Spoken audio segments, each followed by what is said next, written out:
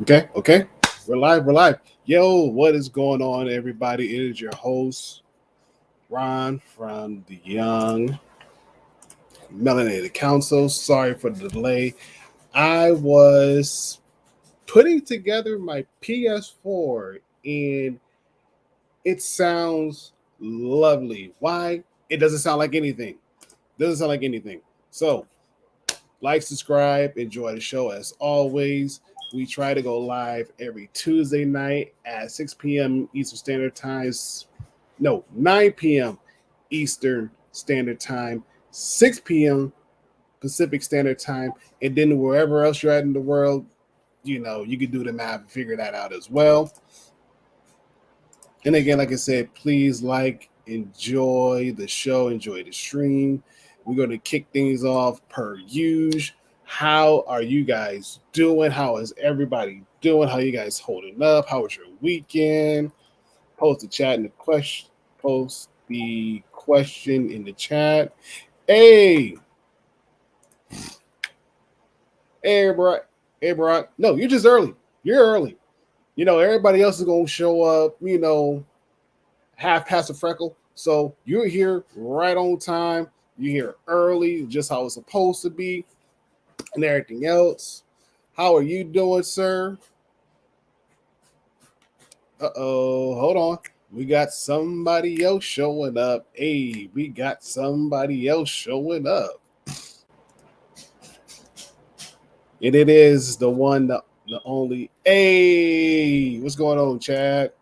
Yeah, we got the lovely L. She just showed up. She just graced us with her presence, and she gonna give you an L to cry on. So without further ado, y'all go ahead and make some noise for L. Woo!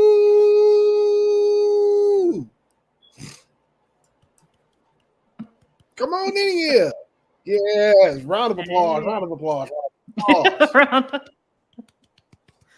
Hey, good evening, good afternoon, good Hold up, morning. something's going on. Hold on, because no, I need you. No, that's right. That's right.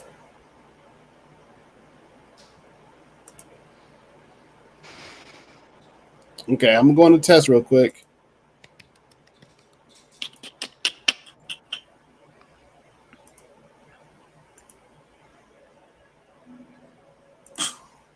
Mm-mm. That's weird. What's going on? Well, typically, I would have my audio connected to my headphones, Uh-huh. and for whatever reason, they're not connected to my headphones. So, here's what we're going to do. We're going to be smarter than the average bear. Mm-hmm, mm-hmm. And I didn't get the notification that we went live, so I'm kind of surprised. Oh yeah. Like I Let's was like, see. oh, We're gonna go. I'm early. We're gonna go. No. Yes.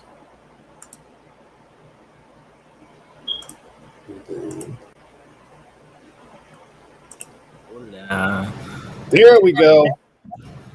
Now we're in business. Yay!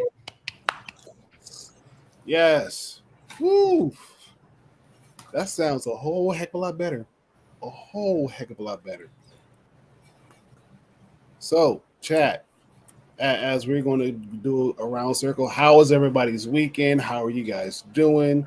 Checking in. Man, sir, you ain't never lied.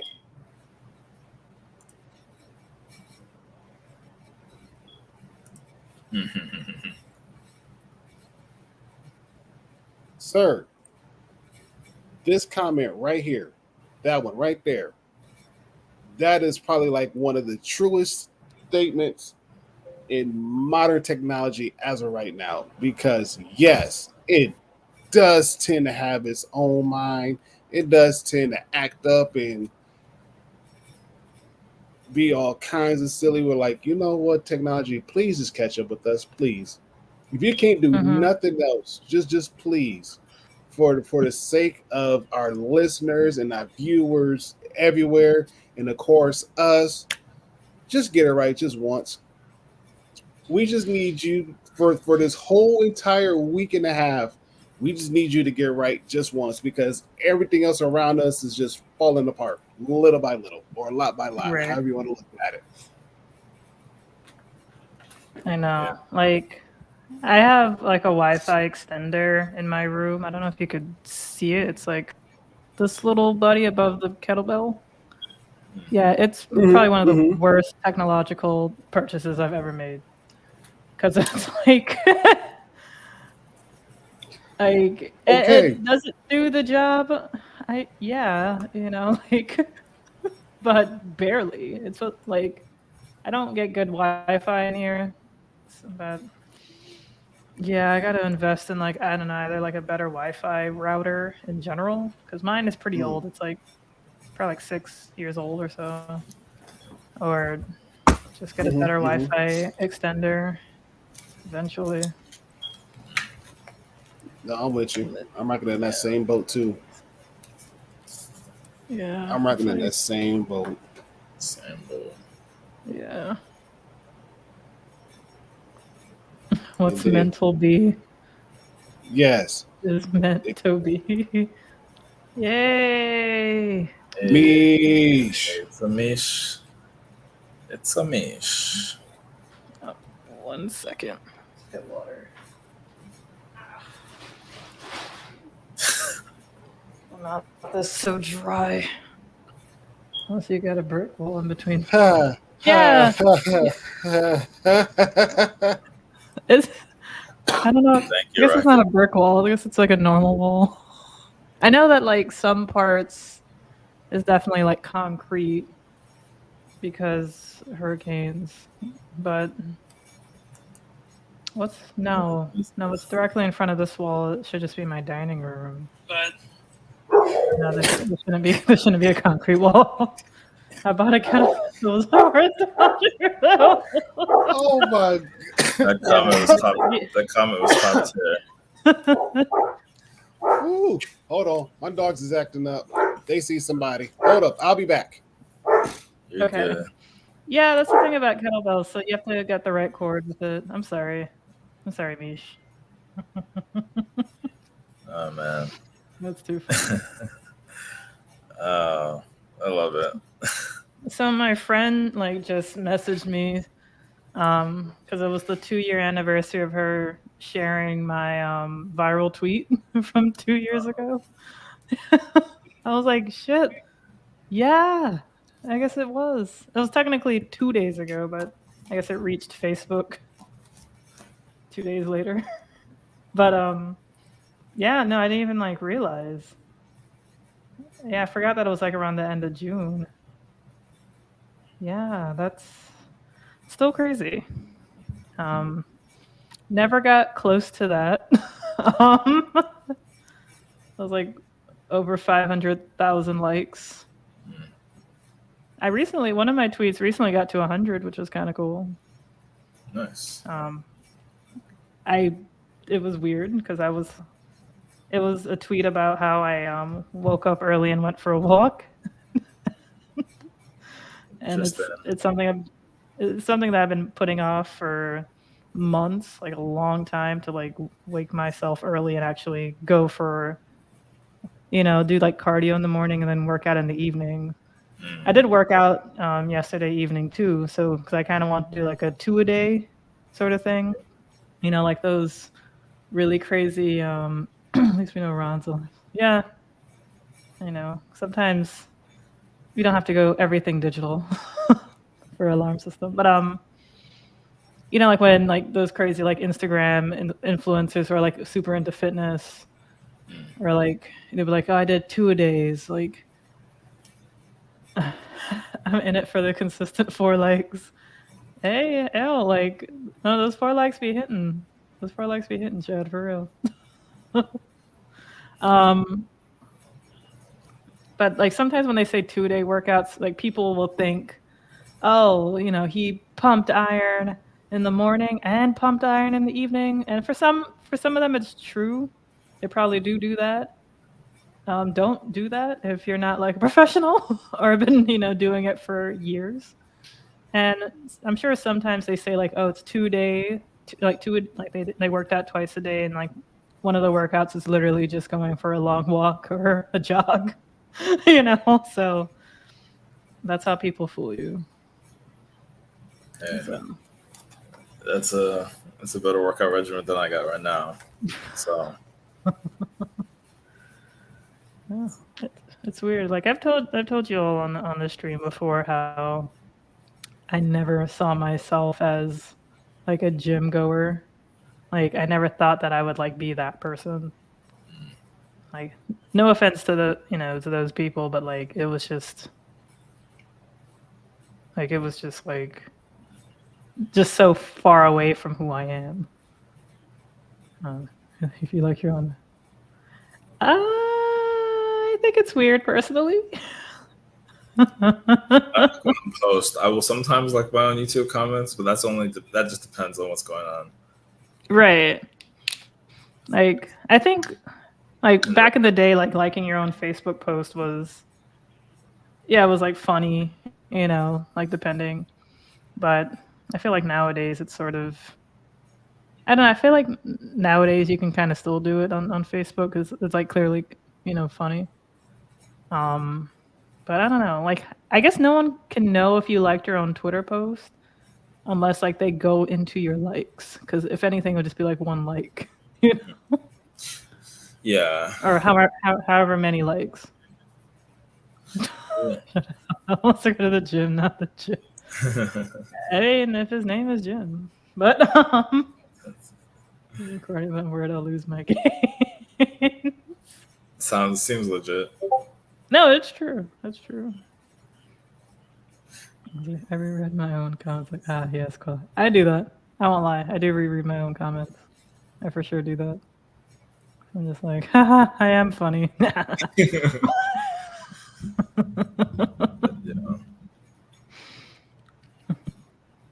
Yes. Sometimes I post funny things and nobody likes it. I was like, you missed out. Anyways, what are you saying, Toby? No, actually, to go on that point, because I literally was just gonna be like, how did we get here exactly? But that I'm actually cool with keeping this thing going because I remember when I would post random things. I mean, Twitter, I don't use like seriously, so it's like whatever. But like if I post something on like Facebook or like Snapchat's probably where I get the most responses. Instagram is popular. It's just I don't like using it as much personally. But I'll post this and be like, wow, what a banger, and people really missed out. Like I'll pull tweets from like years ago, like some very not wholesome tweets that I would post on like Mother's Day or Father's Day or other holidays and make some kind of like pun or pickup line. And I'd be like, this was kind of a banger, and no one really liked it, and I'm kind of upset. Or it wouldn't even be just that. Like I remember making a joke on Star Wars Day, especially those future memes, and like I'll get like maybe at best 7 likes on Twitter, and I was like, wow, y'all really sleeping on me. It's actually funny because freaking Genie, a legend. I don't remember when we became friends on Snap. It's kind of weird because I never see him post anything, but he'll like watch my stuff. So I'm like, oh snap, Genie's like seeing my stuff. Oh, cool. That's cool. Yeah, one time like one of the first snaps that he saw, like I posted something, some dumb joke or some joke, and he was like, bro, like he probably had like a laugh emoji. I was like, yo, I really just be posting into the void. So thank you for like appreciating it. He was like, bro, if you were on Twitter, you would be running this. He's like, you'd be running this. Oh, really? He was like, you post this stuff on Twitter. So I was like, that gave me a little boost of confidence. But like I would have to like probably revamp my Twitter and post like in certain intervals that made sense. Don't think about it. Trust me, don't think about it. Don't think about it. That's one of the things I do like about like the beauty of Twitter is there is definitely like an algorithm game, but it's like that's not something you need to like think about right now. Yeah, I guess I don't need to like overthink it. Like especially like when I post on like Facebook or Snap, I just post whenever. Instagram is like the big one where I really like Twitter. To be fair, like when I post on Twitter or I retweet, I don't really think about when I'm doing it. But I know like Instagram, I feel like I've noticed it very much specifically that you have to post at certain times for the algorithm.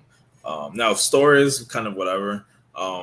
because you have the 24-hour window, but you still kind of probably want to capture a certain time, and so like I just end up not like getting into it. Sometimes I do just post whatever and whenever, but like I couldn't. I feel like I can't seriously use it like the way you do. Like, and that's not a bad thing on you. It's just I kind of stay away from a lot of the apps, and then I get like sucked in at some point. And when I get sucked in, I don't even use it the fun way. I'm not like posting a bunch and interacting with the people who like reply to my thing. I feel like I'm like spiraling down some other train of like suggested tweets or tweets, and then looking at the comments, and then you just see things. So I'm just like, I'm not even using this the correct or the fun way. But if I did only like post and interact with people who reply to my posts, I probably would have more fun. I just stay off of all of it. But tangent aside, social media is a beast, and I respect those who've been able to tame it or ride the wave. There's no taming it. Exactly. No, there is no taming it. You really just have to ride the wave, and you have to ride the beast. You can't. Yeah, right, you can't exactly. tame it. Yeah. It is. Yeah. No. It is a. Oh, sorry. I didn't mean to. Sorry, I didn't mean to. Oh, okay. It is definitely it is definitely a beast. It's a disgusting beast that can really just like confuse people, confuse everyone, and spiral you down into like a really just like negative, sad space, or just like an angry space or a lonely space. And it's disgusting how it's done. It truly is. And it doesn't even have to be that way. And I think that's what really hurts the most. Like that's what really gets me the most. Gotta post at the optimal time so it can acquire more semi-posts. You're not wrong, Nish. Is social media really media? Absolutely. In the general sense of media, like an image is media, music, audio is media, information is media, news is media, videos is media, and that's all in social media. But it is kind of an interesting like bridge between the two, though. If you think like social, like the social aspect, like talking and interacting, and then the media part.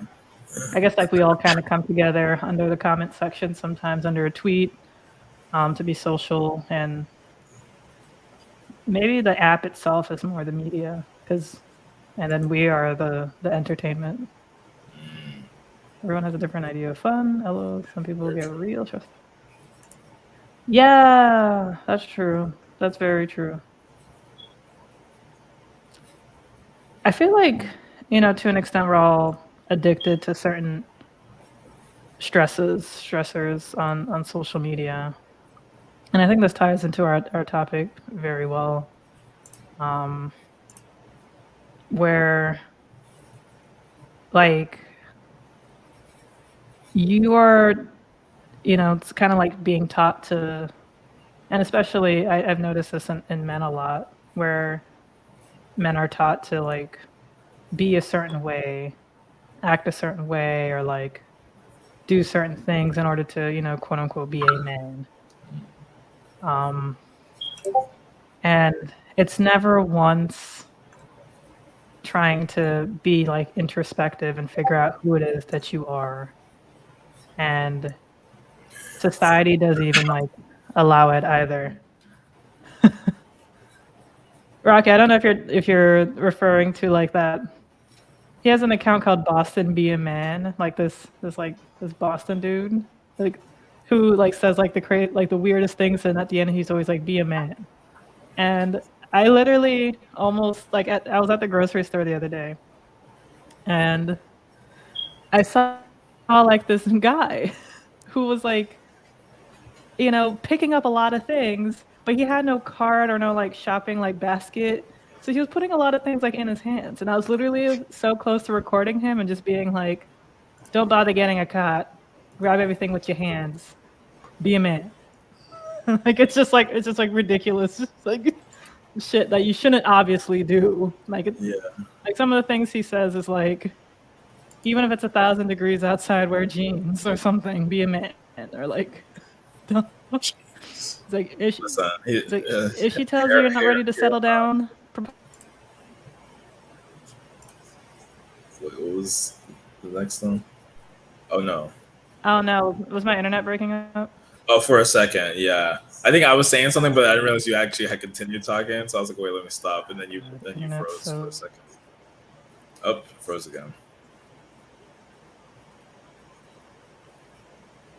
Well,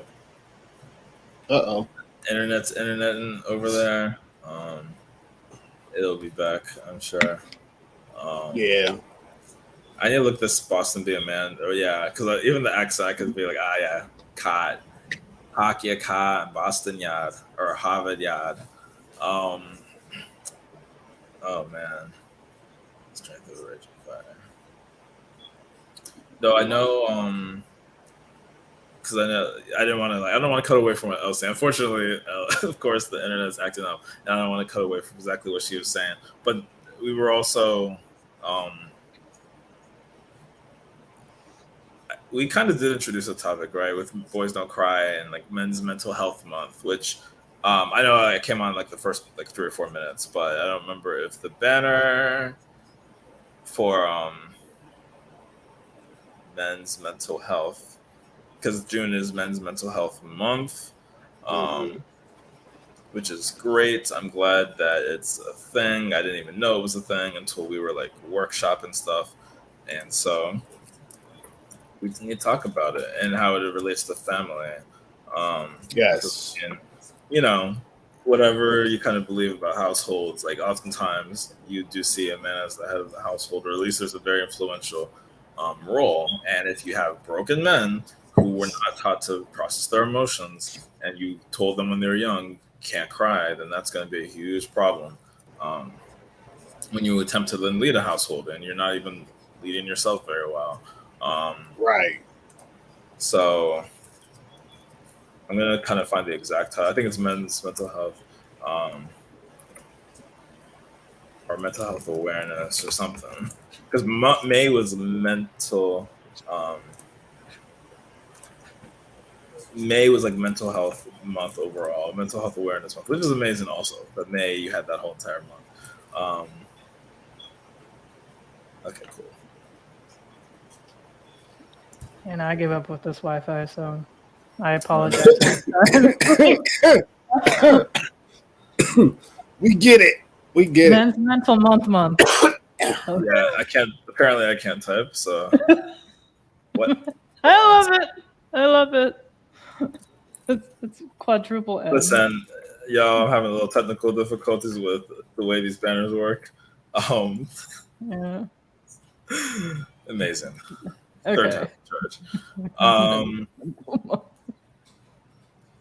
Should have been Men's Mental Month squared. That's what it is. I love it. What are those? Oh, sorry. Oh, no. No, I just said it because it says be a woman, be a kid, be a Democrat. That's true. That's very true. No, it just says be a woman.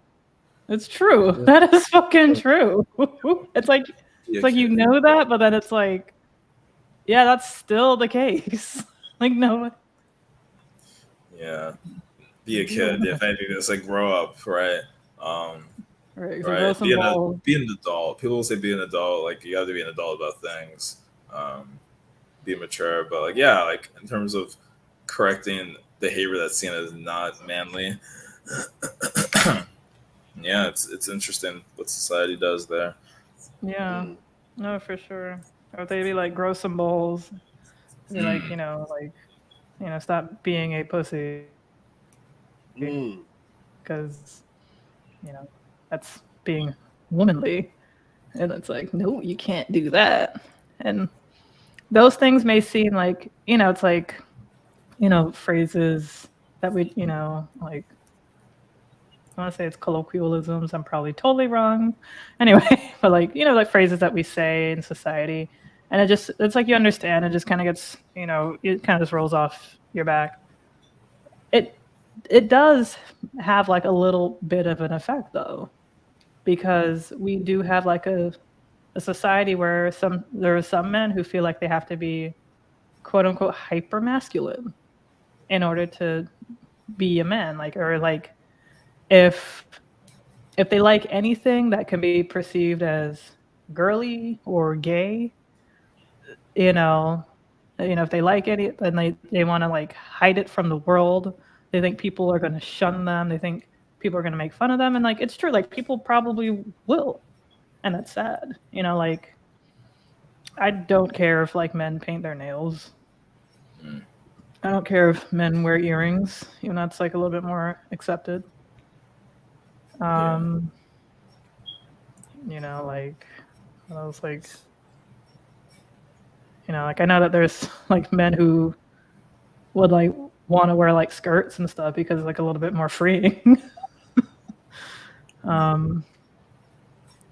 But it's like if they, even if it's like something like minor, let's say like painting your nails, and it's just something that they want to do. They they paint their nails and they just, I don't know, they just like it. They feel better. They can't really Scott sell. Yes, a kilt, which is masculine, which is manly. So only if you're Scottish. Like I don't see what the problem is if men wanted to run around in kilts. Like I'd be like, oh, what's the occasion? It's like, no occasion? It's like, okay. I remember years ago, I was in an Uber, like with my brother and like some friends, and we were going to a place called Tilted Kilts? I don't know, they're closed down. Anyway, and for whatever reason, we were like inviting the Uber driver with us, and he was saying like, I don't know if my kilt is tilted enough. And he was legit driving in a kilt. He had a kilt on. Oh wow. Yeah, it was like, what are the odds? So like we invited him, and it was a fun time. It was funny. Tilted kilt. Yeah. So. Interesting. Yeah. That reminds me of like two things kind of related. One, well, I guess it's like kind of one thing. I remember when New Orleans, there was this like red dress festival or something. I don't know the significance, but this was when I went in like August of 2018. I was there for a weekend, or like it's kind of like 4 days. It was a conference, a tech conference, but like it's New Orleans, so of course we're gonna go out and have fun, go on Bourbon Street. So we're walking on Bourbon Street in the French Quarter and everything, and we're seeing like people wear red dresses, including men. And I was like, what is going on here? And I still don't fully know the history of it, but it's like, people, it doesn't matter. Everyone was wearing a red dress. And of course, you have like the woman looking nice in the little red dress, but then you have grown men in their 40s, I'm sure, or whatever, wearing the red dress. And so, like, there was probably some history behind that, and people didn't care. They just did what they wanted to do. Yes, and I remember the second thing on that was, this was actually not even that further back. It was like in 2016, probably, when I was in grad school, and one of the black student orgs, they were having a conversation about wearing dresses because like Young Thug had the whole dress thing, the feather dress, and I think like there might have been someone else who wore a dress to like, I think the Oscars, or someone else, and so they're talking about like wearing dresses, like, and like the opinion on that, like can men wear dresses and like some other stuff. And I remember one guy, he was like, I think he worked in the health, like he worked in like student health or something in the wellness center. This black guy, super cool guy, at the university. But he was like, just because he was like, I'm from Brooklyn, like I'm from New York, so just to let you know, you wear a dress around me, you will get roasted. He's like, you are getting roasted if you're wearing a dress. He's like, you can go do it, but you will be roasted. But I mean, it was, it was interesting because it's like I couldn't think about wearing a freaking dress, but like a kilt, and especially like if you're doing like, it's for a good cause and you're doing it as part of whatever, costumes, it's an interesting thing. But that was a while ago. That was like 6 years ago. Now that I'm thinking about it. So I don't know. People can kind of do whatever. An interesting thing too is like, yeah. Oh, go on. Sorry. Just like boys, I was just like, it was really just like the last thing about boys wanting to like I guess if they want to like wear or like do things that it might be womanly. Like, how do you handle that? Like, oh, they want to play with the doll and have a princess wand. Do you say no? Don't do that, son, because men don't do that, or do you just let them do it? Right, and that I think partly goes into that sort of self-expression. Are you letting them express themselves, or are you repressing them more? I mean, like again, for me, I wouldn't have thought of it. I did not have a desire to necessarily play with things like that. Though that's not completely true because I watched Sailor Moon and Sailor Moon slapped. I remember that, and me and my brother and some of my cousins were pretending to be sailors. Not like we were skipping around in the park in dresses, but we were like, yeah, I'm Sailor Jupiter, I'm Sailor Venus, or whatever. And at one point, I was like, wait, should we be doing this? These are girls. What are we doing? I was probably like 8 years old or something. But we have fun, so whatever. I watched Totally Spies. I ain't ashamed. I watched Totally Spies. I love Totally Spies personally. But we do have a question. Yes. Question: anyone? How would you handle it if you had a son who wanted to wear kilts or even dresses? Would you be cool with it? Would you discourage him because you're concerned about bullying, etc.? Ooh. Good one. Oh, yeah. I was like, ooh, I got to prepare myself for this. Right. This is a good question. Well, and I can answer this because my oldest actually he brought this up, which it was funny, and it was more so in a way of him asking like why some guys in his high school were wearing dresses. I'm like, I don't know. Are they cross-dressing? Like, what it is? He's like, I don't know. It's like to him, he's like, I find it weird because it's like it's something that you don't see on a day-to-day basis. You don't just wake up, go to school, and he's like, oh, hey, somebody's wearing a skirt. He said, especially if like they're not shaving their legs and it just looks like totally off. It just looks really off. He's like, it's like, I don't get that. He's like, I don't get that at all. He's like, he's like, I don't see you wearing a dress at home. He's like, do their parents allow them to wear dresses? Like, I don't know. Like, kid, like I put it to you like this. Like, I don't know. Like if you decide that you want to wear a skirt or a dress, I might ask a question like, why are you wearing this and what's the cause? What's the reason behind it? Like, you might get roasted. Like, I'm gonna take a page from Toby's friend from New York. Like you might get roasted. Like, but at the end of the day, it's like, if you want to go down that route, like, okay, I'm not really going to stop you. I'm just going to ask questions. Like, I'm going to ask the questions, like, why are you choosing to do so? Like, what's going on? What's the meaning behind it? And, whatever explanation you give me, like, okay, cool. Whatever. You're not necessarily hurting anybody. It's just something different, And he was like, yeah. It's like, I get it. He's like, but at the same time, it's like, you wouldn't catch me in a dress or a skirt any day. Like, no. He's like, have you seen my legs? Like, yes, you have horse legs, just like your father. He has horse legs too. And he started laughing. He's like, I know. It's like, it's going to be just weird just walking around in a skirt and anything else. But that's just him. And that's just the one occasion. Right. That's the one occasion, one conversation we've had about it.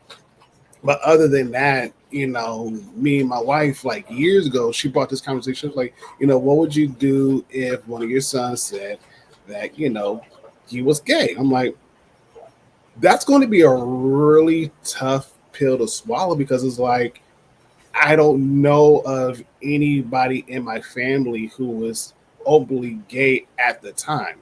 Comes to find out, I have a younger cousin, he's gay. And he came out openly. He said, he's gay. He gets nails done, eyebrows, like the whole nine. Does the whole nine. And so I was like, okay. Like, it was a little weird. Again, it was a little weird at first. But at the same, dude, I'm telling you, I get it. Prime sundress time, prime sundress weather. I get it. For the brave men who are wearing sundresses and skirts, like, more power to you. That's just something. I don't know. I haven't crossed that bridge yet. That's just something I haven't crossed that bridge yet. But for anybody else, I'm not gonna knock y'all. If y'all want to go ahead and do it, by all means, go for it. I'm gonna drink to you in your honor. Cheers. Cheers. Okay. I mean, But I at the haven't same- even crossed that bridge yet. Like, I don't have anything against dresses. Like, I don't even think I own a sundress. It's like, Wow. Okay, L. like I own like, I guess like flowy dresses, but I feel like they're just like, they're like what like, I don't know if like this is like the term or like what my family came up with or a nickname of some kind of somewhere called like muumuus, or this seems like house dresses, which I don't even wear still, but I have them, and you know, I guess I should wear it. Just wear it. They are really fucking comfortable though. But like, no, it's true. Like sundresses, you know, because like they have like the same kind of like material. Mhm. You know, it's just like an easy thing to just kind of put on, especially when it's like hot. I think like, you know, Mish lives, you know, like New England, so like they don't have like central AC in some places. Mhm. And like when I went to Boston in the summer one year, I didn't know that like they didn't have central AC. So I was like walking somewhere with my sister, and then it was like, okay, we're going, it's like blazing hot. It's disgusting. And I go into this coffee place, and the coffee place is still hot. And I'm like, when is it gonna cool down? Like, what, like, where, like, I'm like looking around, like, fans? No. What? Like, and people spend how much money living here? In the like, but I have a friend up in Boston. He says like he has like a respect for like when a place has like the same temperature as it is on the outside. It's like that. I don't know. I can't do that personally. I could not do that. Like he sees it as like, I don't know, like going from like hot, like when he's like when he comes down to South Florida, he sees it as like, you know, hot outside, then you go into an AC car, and then you go and park somewhere, and then it's hot all the way up to the building. That's cool. And I'm like, yeah, yeah, exactly. That's how it should be. I'm not going to sit here and walk in the heat to go sit down in the heat. I get it. I get it. Oh yeah, I get that one. I get it. Like people Where's wonder the why they're so relief? miserable in the summer. It's like, yeah, because everywhere's hot. Yeah, it's interesting. I actually have been saying that New England is nice in the summer because it's like it's not as hot as like other parts of the country. But I forgot that the AC, I forgot the AC thing is a very real problem. Because thankfully I've not lived in Boston. I will not live in Boston. I will live everywhere else except Boston. And like, I mean, there's other places that also have some issues. Like Cambridge, I don't think has exactly central air, but you know, it is what it is. Grayson,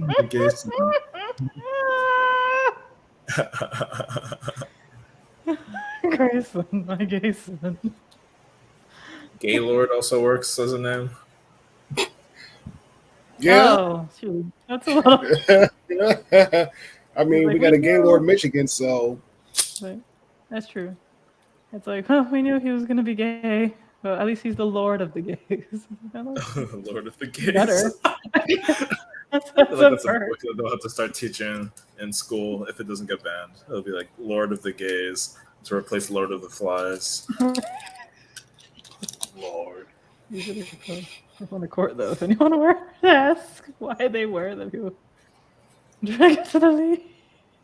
I think it would be easier. Like I feel like it'll just be like flopping around, and if you're like jumping up, and it, you know, like show all your goods. Hey,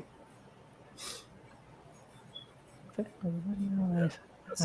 very valid. For sure. No, that's definitely a thing. I guess like depending on where in a red state, like there's an area in my county called I had mentioned it, Bolton Manors, which is like just like a gay neighborhood, like a gay community. So I'd say I don't know. I feel like practically everywhere in my county, maybe like wouldn't be like that insane. There's like pockets of red, but I don't know. Like yeah. I mean, I hear you. Like I'm not gonna, of course, like have you risk it, Mish. Like it's like, I don't know. Let's see. No, like it's yeah. Like, but definitely Wilton Manors, you'd be like totally fine. I don't know. If I had every Grayson I've never known was an asshole. I don't think I've ever known a Grayson in real life. I know there was one in Maniac McGee. I think Grayson was the black retired baseball player. He comments on the road. Sure. Now he's trying to get to the league. Right. To answer your question, Rocky, I pretty much agree with like what Chad said. I didn't highlight Chad's comment and Ron's comment and Ron's comment as well. They want to explain the situation. Yeah, like I would definitely like explain the situation. Like, hey, it's like at home you can wear whatever you want. It's just like once you leave this house, like you are like I guess at the world's will essentially and the society's will. So people are going to perceive you as differently. People are going to judge you. People are going to project whatever thoughts, fears, angers, opinions, whether they're good or bad, onto you. And it's shitty that that's the case. Because we know that you're a good person. We know that you're harmless. We know that you care about everyone. Mm-hmm. Just so you know that this is how it's going to be. This will most likely happen. Because it's crazy. Like when they're in the house, they're fine, but when they leave the house, and they're at the will of society, of the world. Mm-hmm. And he just like you prepare for the worst, but hope for the best. Agreed. Agreed. When Florida man tries to fight. Oh man, there was like a thing the other day how like a Florida man, and I shared this on Twitter, where this guy is like going into a Wendy's and like this dude sitting outside. I guess he was like homeless or I don't know, maybe not. He was just like outside saying like, hey, can you buy me chicken nuggets? And the dude was like, I only have enough money for myself. So the guy, goes in, pays for his food and then leaves. And then while he's leaving, the dude was like, like where the fuck is my food? Whatever, trying to like, I guess like take his stuff. And then like he like whips out like I think it was like an AR-15 with like an extended clip or something. It was something fucking insane. And I was like, A, where was that? Like, and B, like, the fuck, it's chicken nuggets, my guy. Like, chill out. Right? Like, Why better using these? Right, exactly. Like, that's really it. That's all, like, for chicken nuggets. Wow. Like the worst is like fisticuffs, like. No, the world is not kind, especially when you're wanting chicken nuggets. True. It's like Wendy's chicken nuggets are good, but like, damn, like. Right? It's kind of like overkill, sir. Right. Yeah. Extreme overkill. This, especially with that extended clip, like, dude, it's only chicken nuggets. It's only chicken. Yes. Yeah. Guaranteed. Yes. Especially if they're like hollow tips or hollow points or what's the other ones? Full Metal Jackets. Oh heck yeah. It's like they've got an extended clip. I was like, yeah. when I read that, I was like, yo, that sounds like a cartoon. I need to look at That didn't this. Chicken nuggets. right. Yes. Menu nuggets. Come on, Mish. I know. Come on, Mish. Like Florida man, make it make sense. Make it make sense, sir. So I actually need to see Florida. So how do I even find this? I don't know. I believe it was in Florida. I think so. Like Florida man, chicken nuggets. Oh, this happened yesterday. Was it? It was very recent. Yeah, okay, I'm looking. It says man robs victim at gunpoint outside Wendy's after he refused to buy him chicken nuggets. What?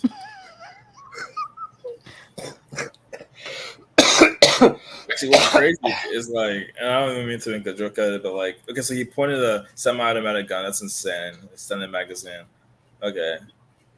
It was a semi-automatic. Yeah, they didn't specify, but it was a So that's semi-automatic. crazy because there are times where it's like, yeah, there are times where it's like that. That's still gun- Taylor got into the victim's car and took off. Whoa, that is crashed the car. Ooh, okay. Thank God, like he got arrested and everything. I want my chicken nuggets. And I want my That's crazy. Let's step up. but it's chicken nuggets. Like Rocky. Yeah. like I get it. Like Look, they listen. If you gonna go to war with some chicken nuggets, they gotta be like, I don't know, what's the most popular place to get chicken nuggets from? Like in Florida, other than like Chick-fil-A. like McDonald's. Probably McDonald's. Like Oh man, no. I gotta say, if it was like Trick Daddy's restaurant. Sure, maybe. I think it's like the most common. Like I don't know. I've never been to Trick Daddy's. Like the best place to get chicken nuggets. Like I don't know. Like it's chicken nuggets. Like I've never tasted like a spectacular, like want to smack your mom chicken nuggets. Like that's not like a gourmet dish. Like, that's like, Oh It's actually man. interesting. Well, I have to look up even Trick Daddies. I don't that's think not I like know an that. orgasm in my mouth chicken nugget. Like there's no like. It's like I'm just oh, this asking. is- Well, you eat it. It's like yeah, yes, this is a chicken nugget. I am pleased. You know, like yeah. Well, I won't say because I know that the one time I was in Florida and we rode past Trick Daddy's restaurant, they had a line wrapped around the building and like literally down the street, and folks was waiting in the rain just to get inside. I'm like, we're like, you know what? No, go to Popeyes, which is literally down the street. Go to Popeyes, get us some chicken sandwiches, which, in my opinion, were not as what people made it out to be. Like, nah, y'all done over exaggerate the stew out of these chicken nuggets. Actually, it's Rocky. Like, well, so and this is actually sad. Like, I don't mean to make a joke out of. I was laughing at what Rocky said, but also like there was someone really recently, like yesterday or 2 days ago in Atlanta, who like made a sandwich with too much mayo, and like legitimately they got shot and killed. Like I was like, what is happening? Sorry, it's not good news, and not to bring down the mood, but like someone in Atlanta literally was killed over a Subway sandwich with too much mayo, and it's just like, are we in real life right now? Like this could have happened the same way. Someone just like didn't buy someone chicken nuggets and was gunned down. Thankfully, all they were was robbed. But like, I'm just like, what? Yeah, it was a really messy situation overall. What up, Gil? are you talking about the chicken nugget thing, or was there some like the chicken nugget shooting was not gang related to my knowledge? Or did I miss something? I apologize. I assume that I assume he was asking about that as well. I just figured it was random jackers or random like Oh, they.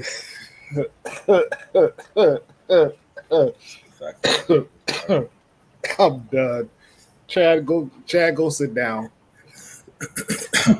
not to be mayo related. Go sit down, Chad.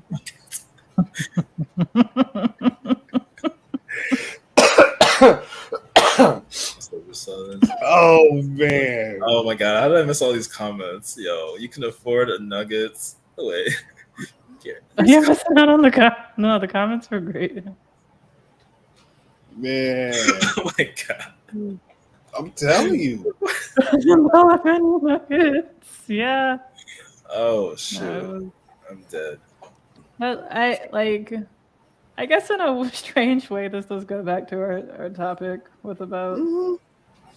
like, he must have just gone through a lot of just hurt in his life, to just, of course, get to that point where, he just couldn't, just like nicely ask, like, just like maybe another person for some chicken nuggets.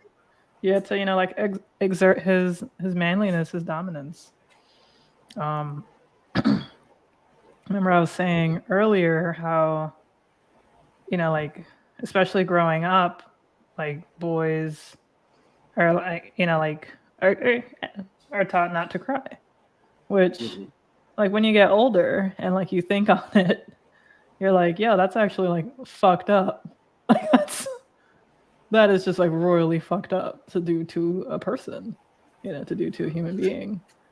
And that really does like suppress your emotions, and you don't really like notice it until like you're an adult way later in life, that you want to cry, you want to express an emotion, but you just can't, in fear of being ignored, being like ashamed, being like not ashamed but shamed, being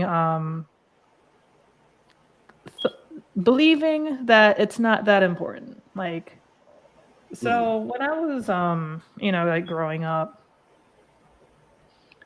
like crying, especially like in front of my mom, was always awkward because she just hated it. I don't know if it was like a Jamaican kind of upbringing, just to be tough. She did grow up with her dad, like living with her father, not so much with her mother. So especially when she like moved to England and then eventually to the United States. So I don't know if that had anything to do with it. But so like whenever she would see me cry, she would just be like, "Oh Lord, like what's this? Like, it's like, what are you crying for?" And I was like, "Oh my God." And I was like, "Can I just cry?" It's like, "Can I just be sad?" Like, I remember vividly, I was, probably like 16, 17, and just thinking about like my future, about how I have to take like the SATs and start like preparing for like college and like leaving. And naturally that's an emotional time. I'm also 17. So I have like hormones and shit. So like I was like crying and like just like nervous and scared because I was like, I don't like, it's like I in a way I can kind of do whatever I want with my life. I could technically just graduate and not go to college. Not like that's what I was planning on doing, but it's it's like a weird thing to realize because like since ever you're just going to school. So now it's like, oh, I can technically not. I mean, I am going to go to school, but like I can technically not. So I was just freaking out. So like my mom was just like, I guess I remember like there was like I remember she was like just being like just really stern with me about like, it's like, you gotta go to college, you gotta continue, blah blah blah.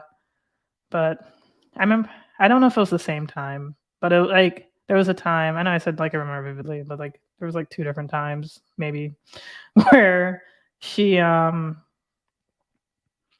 like I asked her, I was like, "Can you just like hold me?"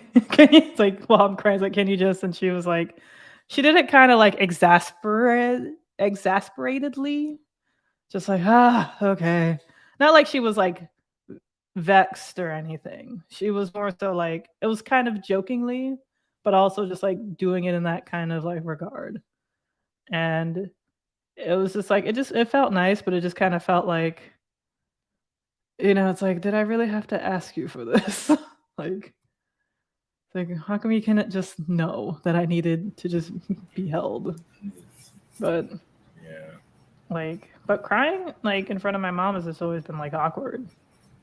So, you know, like if I had to cry, I'd probably just like be in my room. Granted, it's not like I cried weekly or daily or anything. It was, I guess, whenever I'd like feel sad or whatever. But you know, like I just knew that crying in front of my mom was awkward. But it wasn't until like college where like, you know, I became really good friends with like, and he's still one of my best friends to this day. I met him freshman year. You know, like he would like tell me, he's like, yeah, it's okay to cry. Like it's okay to cry. Like, and so like that was, you know, after 18 years, I was like, okay, I'm comfortable to, you know, it's like I was allowed, I was given permission to cry in front of somebody, so to speak, you know, because I guess with crying, it comes like a vulnerability. It like, and vulnerability sometimes equates to weakness. But if there's one thing that I have learned is like sometimes the strongest thing you can do is cry.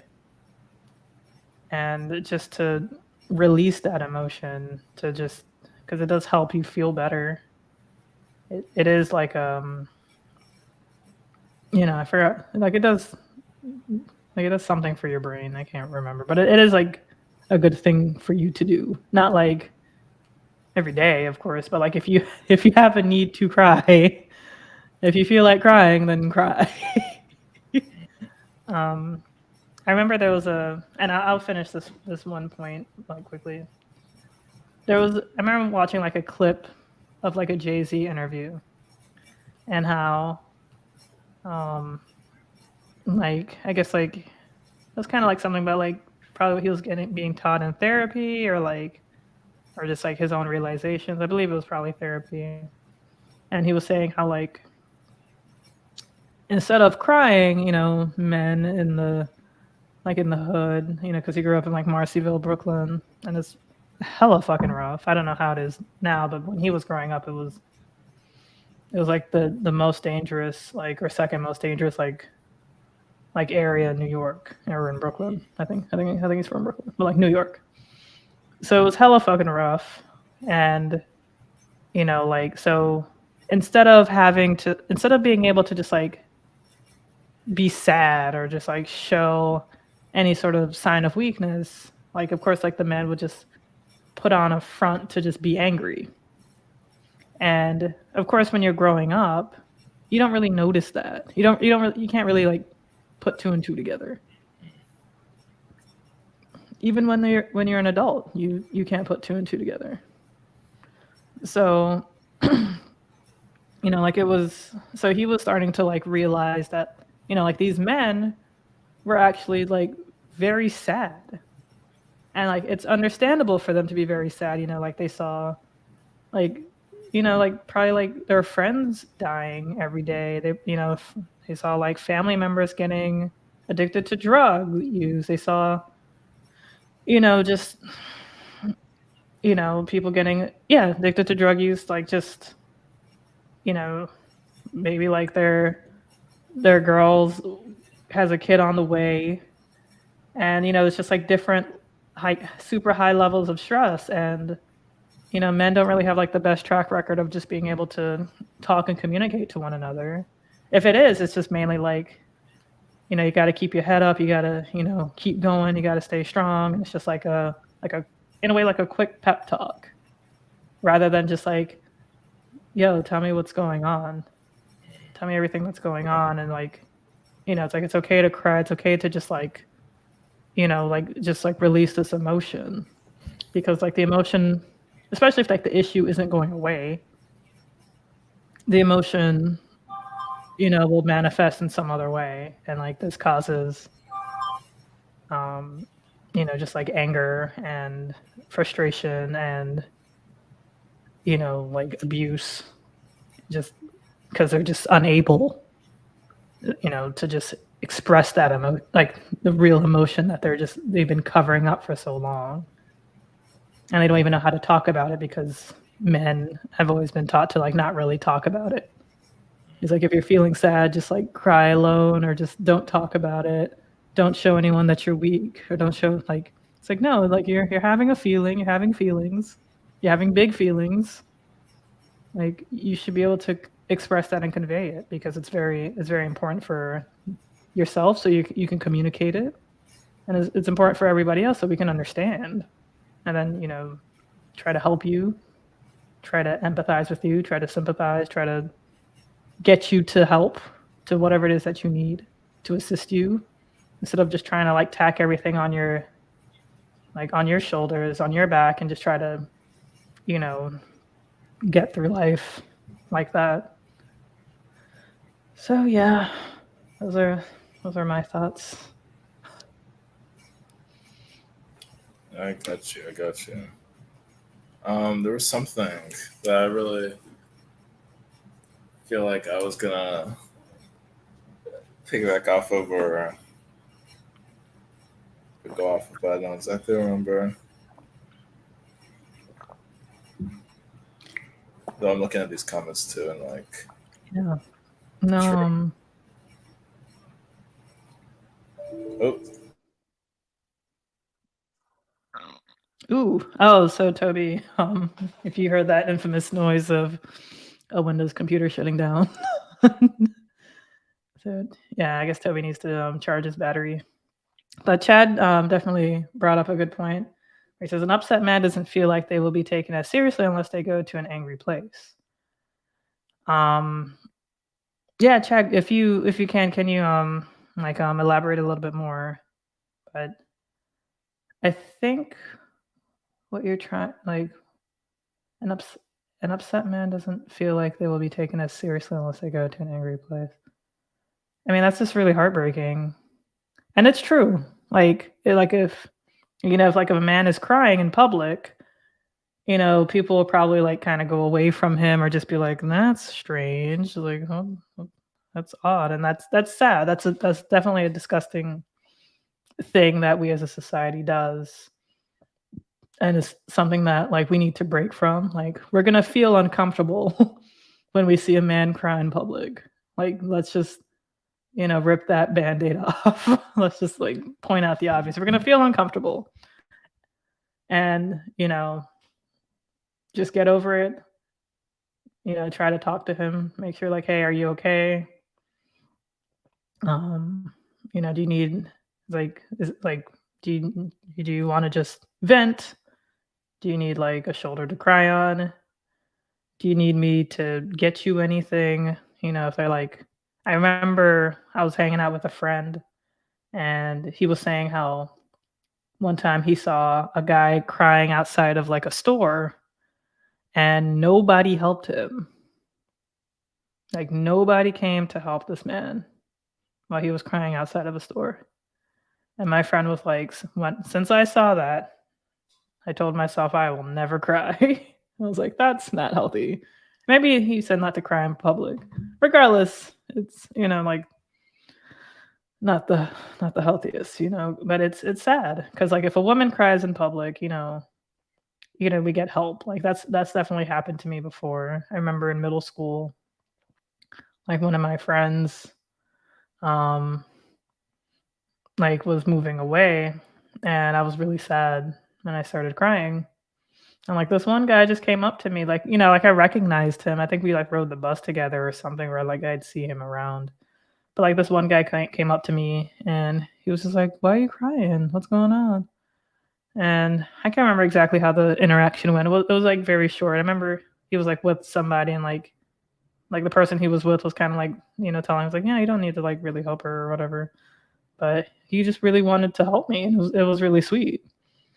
But, you know, it's kind of sad to think that a man is crying in public or a boy is crying in public, then, you know, they will probably, I mean, if the boy is probably like under the age of 8, you know, then unfortunately, like no one's really going to help the young boy. And it's just, but like, you know, at any age, if I'm crying in public, then, you know, someone will probably try to help me. It's just sad to think.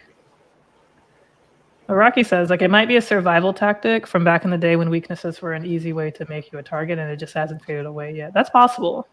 And and like we just kind of hurt and target each other in different ways.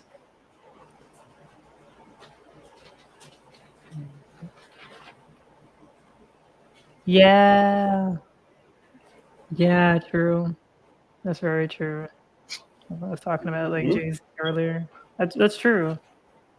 Feeling down bad, ain't no way I got that. Yeah, because like they were under some serious stress. And like they still are. I'm not saying like this is like a relic of the past, you know, like no, they're still fucking drug dealers, OGs, and like just and like when you're like when you see that growing up, you know, like people just cracked out, people just like drug addicts, like people being homeless, people like I don't know, like just people getting shot, people getting killed, and it just like being privy of that, and like probably even like hearing gunshots outside.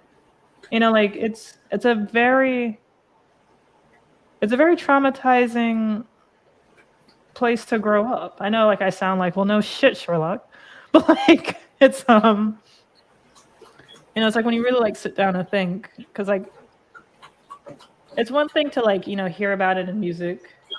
It's one thing to just be like like you're a teenager, you're like a young, like 10, 11 years old, and you're not growing up in that, but like you don't really like think back on what they really went through when they were like 10, 11, especially like now that we know a lot more about mental health and like how growing up has really affected and changed the minds of and views of people, nowadays. So like when I actually like think back of like shit, if I was like that young going through that, it's like I would be like a totally different person. Like completely. Agreed. Yeah. Agreed.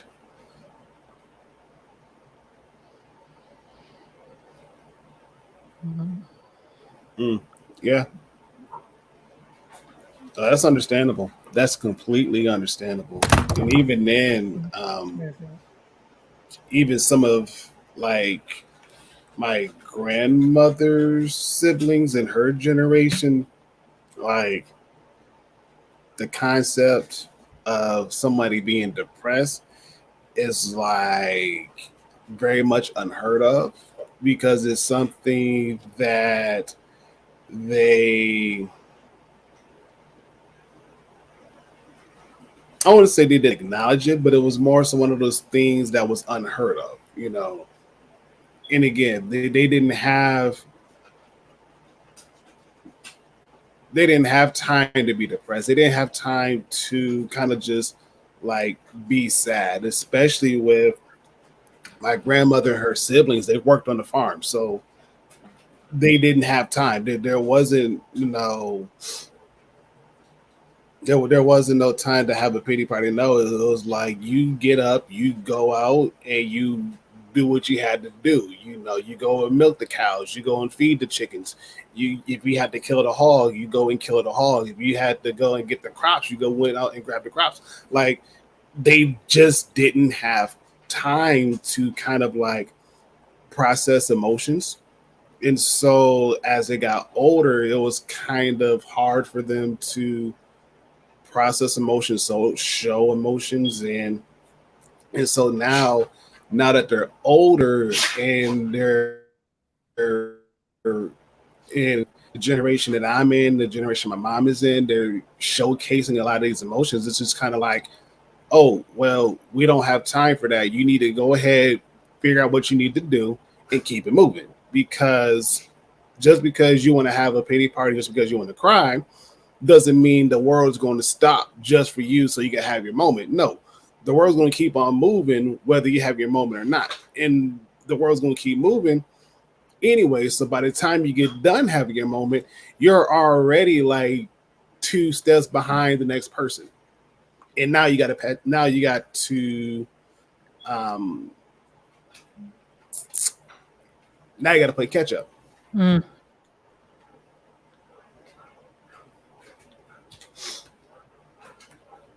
That's a good point, Chad. I mean, again, That's a really good point. point. I think the thing about sadness is like, I don't know, like when somebody's happy, then it's like kind of almost default. But somebody's like angry, it's like, I feel like happy, angry, like maybe like nervous, scared, like could be, or like emotions that can be kind of, like resolved pretty quickly.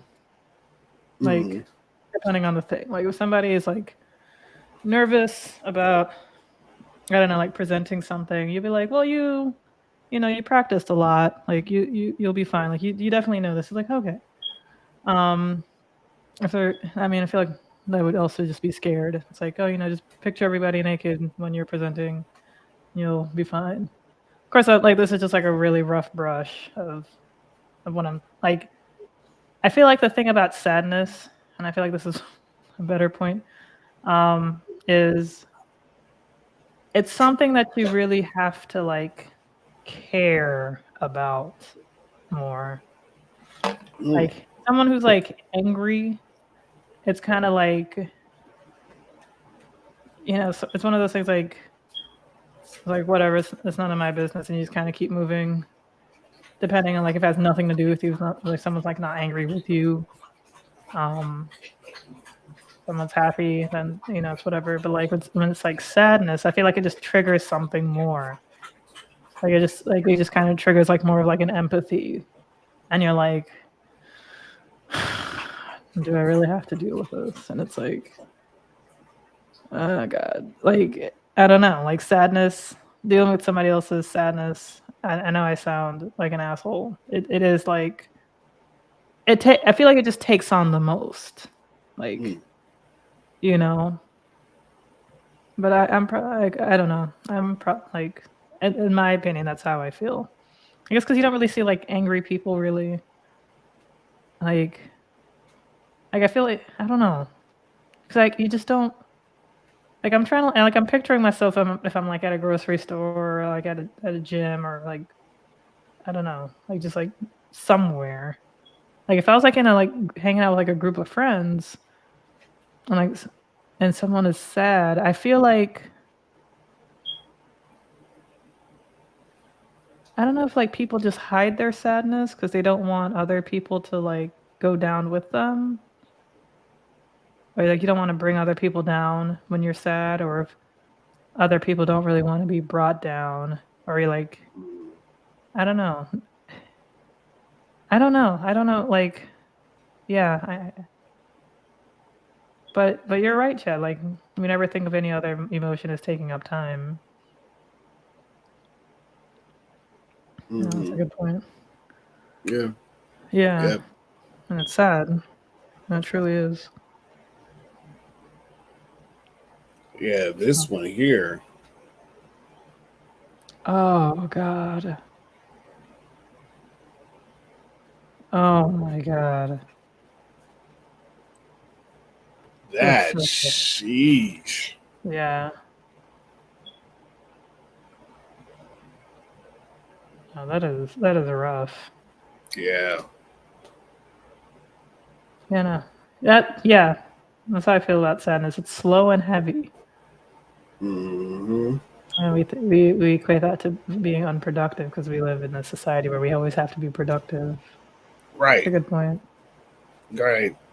Because even if you're like angry, you can still be somewhat productive and still be angry, and just use your anger to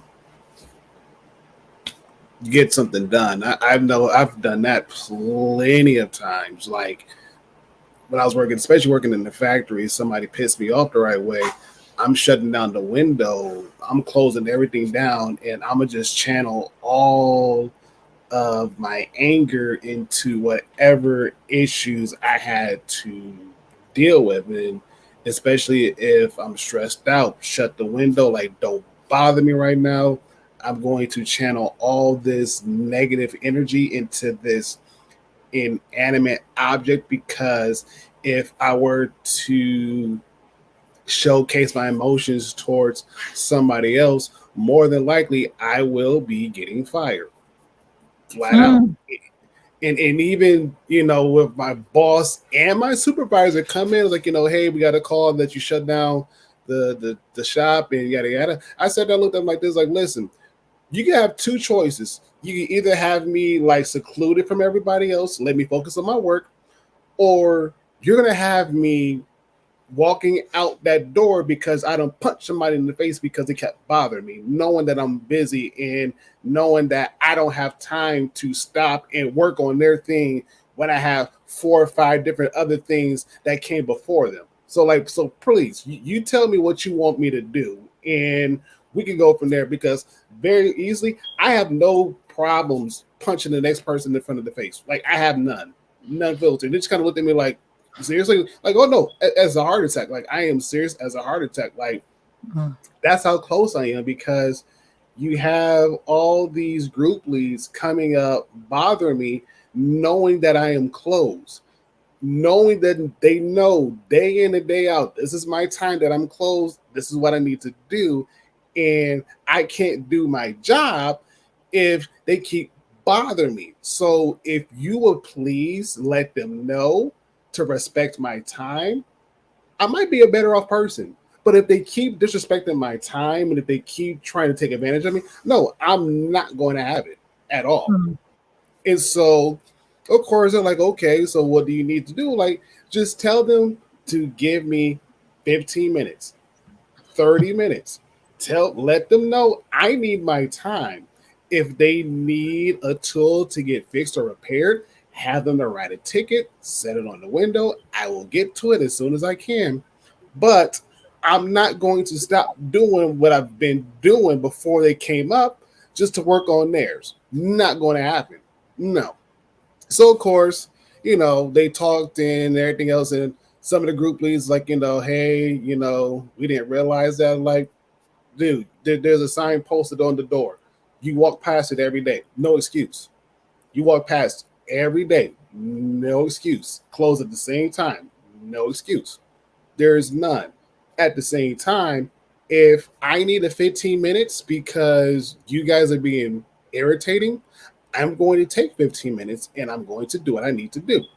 Now, either you allow me to have those 15 minutes and cool off, or within those same 15 minutes, I get to punch your face in. Which one would you rather me to do? Sat there, they thought about it, went about their business. Like, thank you. That's all I asked. 15 minutes was done. I probably got done with every tool that needed to get paired in probably record time, and it was able to finish off my day on a good note. So, and again, a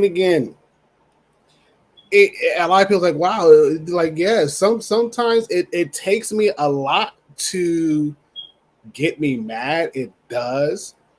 But once I get mad, it takes twice as much for me to actually cool off and not have murderous intent on the brain. It's going to take twice as much for me to come from like high level 100 all the way back down to like 10. It takes a lot. And so when those days happen, I typically just remove myself from any and all situations as much as possible. And I just go cool off, because the next thing on my brain, 100% violence. 100% violence. 100% of violence. And don't let me be mad and quiet at the same time. Yes, I am plotting how many different ways I can take you out and still try to get away with it scot clean and still have a normal productive day.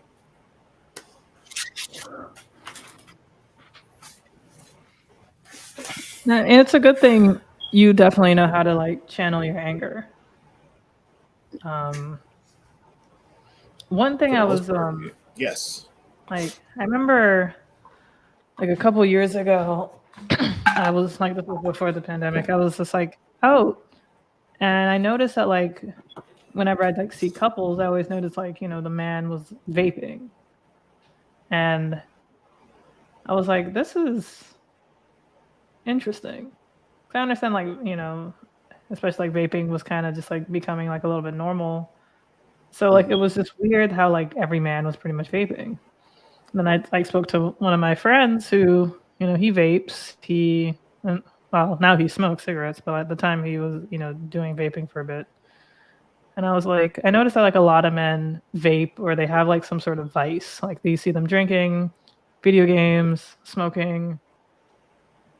And of course, like we all have like our vices, but I guess I'm saying more so like detrimental vices, you know, like maybe smoking weed, smoking cigarettes, drinking, you know, like partaking in something like that, you know, and you know, like and we're kind of talking about it like how like I guess like men just hold in so much that like they need like these like kind of like vices to just sort of be able to like release whatever, you know, whatever it is. And I'm not saying like women don't have this too. Like everybody, you know, definitely has like stresses and things like that. However, it was for me, it was like never to the point where I turned to smoking. You know, it was never to the point where it's like I drink every day or, you know, it's like it becomes like very like self-destructive, I guess I should say. Like there's like some kind of like self-destructiveness about it.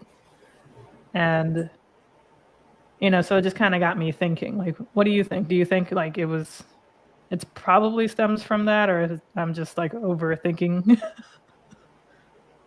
No, you're actually right on the money because a lot of times, especially in predominantly like black households where ha ha I'm sorry. Yeah, that one. like as funny as it is, that's actually like how I process my day because going back to what Elle was saying, as men, especially black men, we are raised that to show emotion is a sign of weakness. And if we show signs of weaknesses, then that means there's other black males who will exploit that at any point in given time. And so we have to, in a sense, bury our emotions to the point where we become emotionless. And we turn to these vices like drinking, like smoking, like going to drugs, whatever it is, to not think about what's going on. And even then, even if it's not to think about what's going on, but let's just say it's to process what's going on and see what's the best way to handle it without flying off the handle. And especially when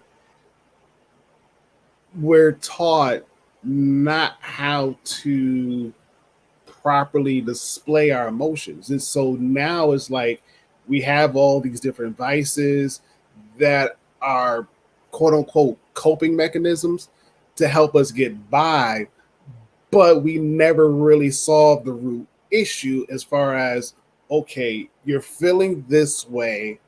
Why are you feeling this way? What is causing you to feel this way? What do you need to get out of that? And do it in a way where it's healthy.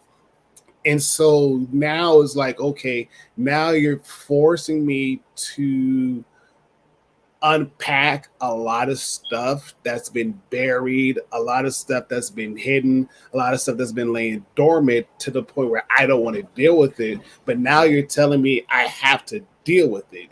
And it's going to require a lot of work that typically I don't necessarily have. Mhm. When, mhm.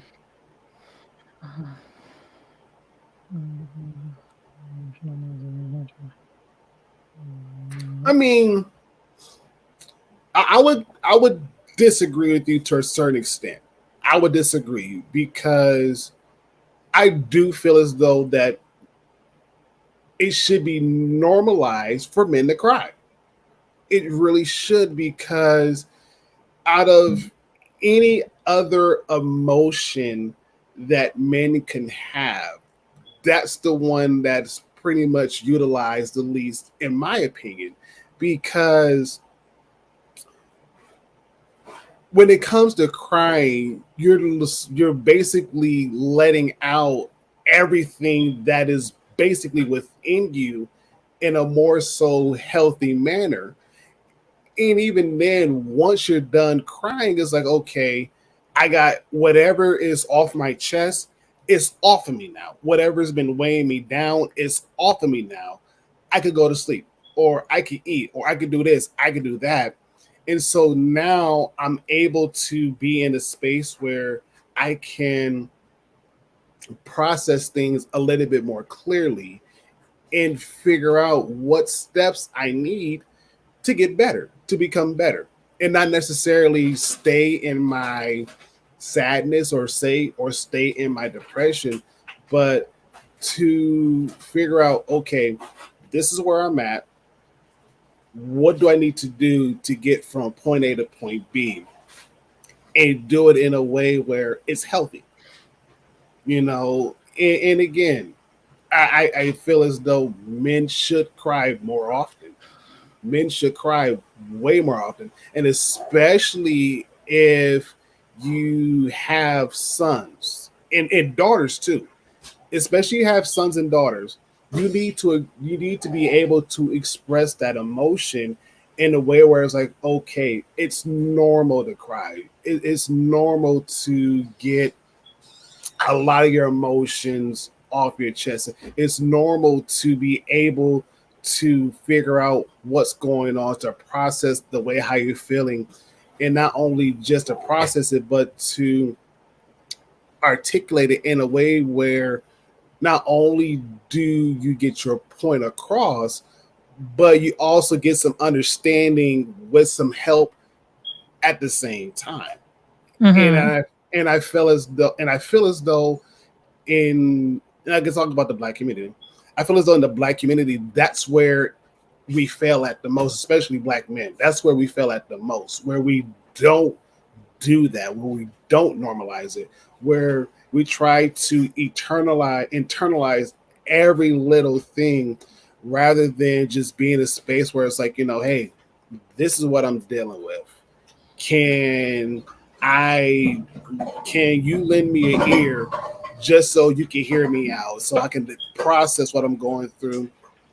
And even if you tell me I'm wrong, please tell me that I'm wrong. If I'm right, tell me that I'm right. But at the same time, I just need to get this off of me so I can think clearly and process clearly and become a better man at the end of the day. Mhm.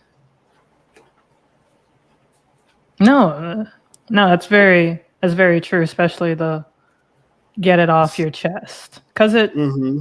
like I feel it like as though it's like literally like because when Yes. your chest is like tightening or your heart's pounding, it's all like in the chest region. So like you really like Mm-hmm. feel like this feeling, and you know like just talking about it, or like yeah, just like talking about it, crying, or just like doing something, it really just like it really gets off of your chest. Like you really do feel just a lot more relieved. Like Yes. for like honestly, just like right before the stream, I was talking to two of my sisters, not at the same time, because like this morning, um, I sent to like my sister group chat because there's four of us.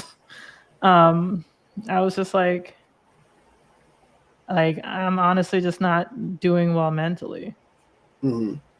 and because I wasn't because of the overturning of Roe v. Wade.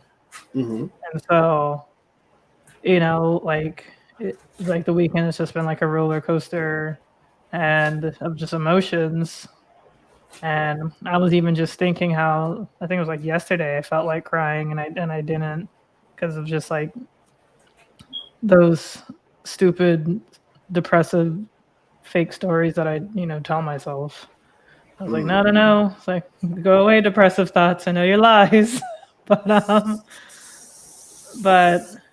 I just told my sisters like, I'm not doing well. And like, I was able to have a phone conversation with two of them, and it was just like really helpful, just to like get your mind to, I guess, like an equilibrium, or just remind where your mind, like remind yourself like when you feel good, like what is it that you're doing, who are you with, or like like what are you doing, who are you with, what are you eating, what are you you know especially like for like a healthy way. And fortunately I did see like my therapist today, which was helpful because he went on vacation last week, which was rude of him, but I'm kidding. Hey, It's like, how dare he enjoy his life when he definitely deserves it. But, so like just definitely talking to people was just super helpful, just to get different perspectives, mm-hmm. different mindsets, and just like trying to get me to just like remind me of who I am, because like social media, especially if you're just like glued to it, could really just make you forget. Like Yes. it's like, you really got to just sometimes focus on what is it that you can control, what is it that you like, what is it that you need to do, but you start to feel kind of selfish. So it's hard. But let's see what Rocky has to say. Something that many people don't address is that when you cut off any emotion, if you cry, those your other emotions making them less intense. That's very true. That is fucking accurate. That is fucking accurate. Because like then you start to kind of like stifle your own pain, and it's like, no, you're really going through something heavy, which is probably kind of like why if you hear people talking about like like the trauma that they grew up with in their family, some of them might be like laughing about it because like they're in a way over it, but like they just been so numb to it that they could kind of laugh about it when you think about it. It's like when other people tell you about it, or like when you tell it to other people, some people just like aren't laughing. It's like, oh yeah, I guess this was kind of bad, wasn't it? Yeah. Oh man, I will give you a good example. Started marriage counseling actually yesterday, and the counselor asked me if I had any trauma. At first, I said no because like I'm thinking trauma like I thought you said trauma. I said like charm. I was like, no trauma. Like you are charming. You do have charm. Hey. Oh, thank you.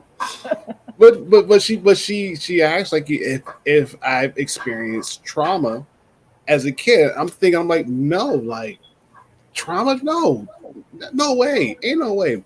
But the more I was talking to her and everything else, she's like, you do realize that's trauma, right? Like you being separated from your mom at a young age, that's traumatizing, correct? I'm like, I don't know. It was a weird situation. I didn't put that together as trauma, like in a million years. No, never. And then when we got to talking about like my senior year of high school and how it pretty much got derailed and whatnot, and she said like, yeah, that was another traumatizing experience. So like, I would have never guessed it in a million years. I would have never put trauma in the same thing, because it was like it didn't necessarily affect me, but it was one of those things where it's like, yeah, talked about it, and to Rocky's point, is like I felt numb because it was like, whatever. I didn't care. It just didn't register with me, and so now as I'm going through, I'm like, okay, now I'm thinking about a lot of things differently. I'm like, maybe I've become a lot more numb to a lot of different emotions than what I actually expected to, you know, and it's kind of an eye opener from a different perspective because it's like,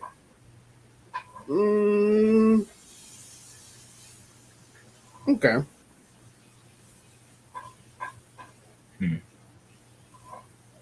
That's very true. I mean, yeah, yeah, and again, like I said, when she put it in that perspective, it was like, yeah, to me, it was a traumatizing. But when she's like, well, think about this, like, okay, I could kind of see where you would get the trauma, where that trauma would come in, and I could see where this will fit in as trauma because, like, after what 14, no, 15, 16 years is like, whatever, you know, what happened was in the past and everything else. Like, I got way too much stuff to worry about and think about than dealing with that, you know. And again, like I said, it was my senior year of high school. I'm thinking like, listen, this is my senior year of high school. I'm just trying to graduate. Do I need to do to get on the football team? Try to smash this high school record for track. Get on with my life. You know, there was a lot of things I had like in the front part of my brain that when everything happened, I'm like, okay, that shifted my world completely. So now I'm like, okay, now I actually got to deal with it. Now I actually have to deal with it. So this is going to be a very interesting month and a half, I guess. Who knows?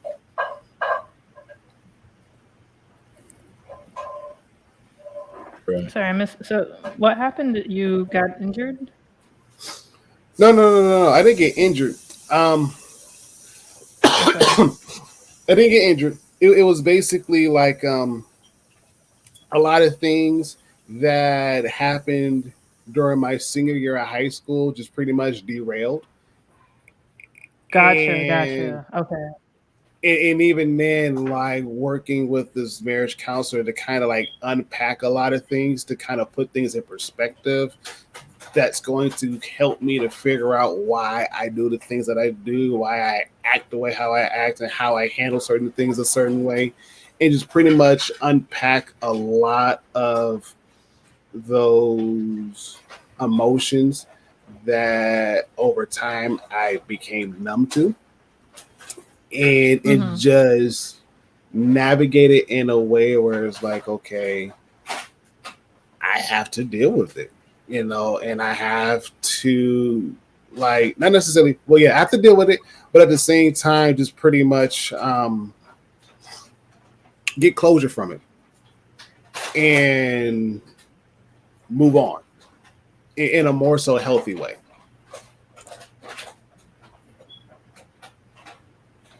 Gotcha. Okay.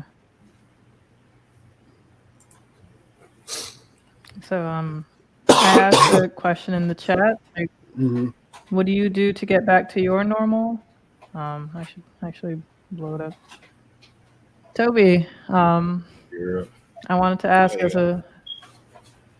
as a former boy, like now man, going on. former boy now man. That's what I meant. Like not like. There we go. Yeah. What do you do to get back to get to your equilibrium? Like when, you know, life just strikes you, you're spiraling mentally, or like something really bad happens to you. Like, first of all, how do you process it initially? When it happens, like something happens, how do you process it initially, and then what do you do to get to your normal? This is a Come very on, L. Yeah, no, this is a very good question, and something I feel like has been asked before on different mental health kind of streams. Kind of like, what is that thing, that happy place, that thing you can do to center yourself? And I, I still don't know fully. When something happens to you, how do you process it just like initially? Like if something like it's like fucking serious. It's like God, like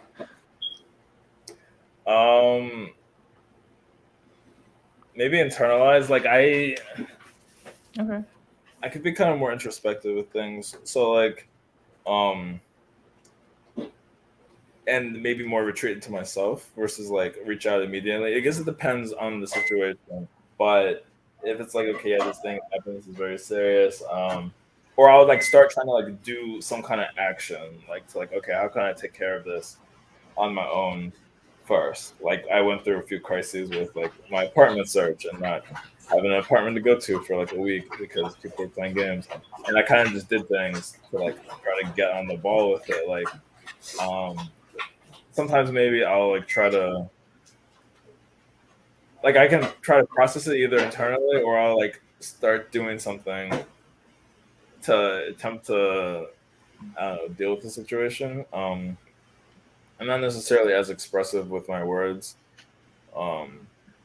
unless like maybe I'm like explaining a situation to someone. But if I'm in the midst of chaos with people, I'm less likely to like,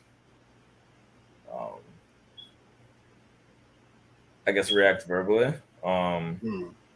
Like I'll kind of like maybe get more stoic and just kind of like be quiet about it and just process whatever is happening and like, keep thoughts to myself, which isn't necessarily always good. So maybe it's kind of like I don't know exactly like one specific reaction I've had. Yeah. But maybe like the most recent or whatever comes to mind first. You don't have to. Yeah, I feel like I'll probably be more like keeping to myself and stoic with certain things. Like I guess so there's like almost a lack of reaction, or like I'll like maybe my mind will start racing and I'll try to think of like try to logically process it.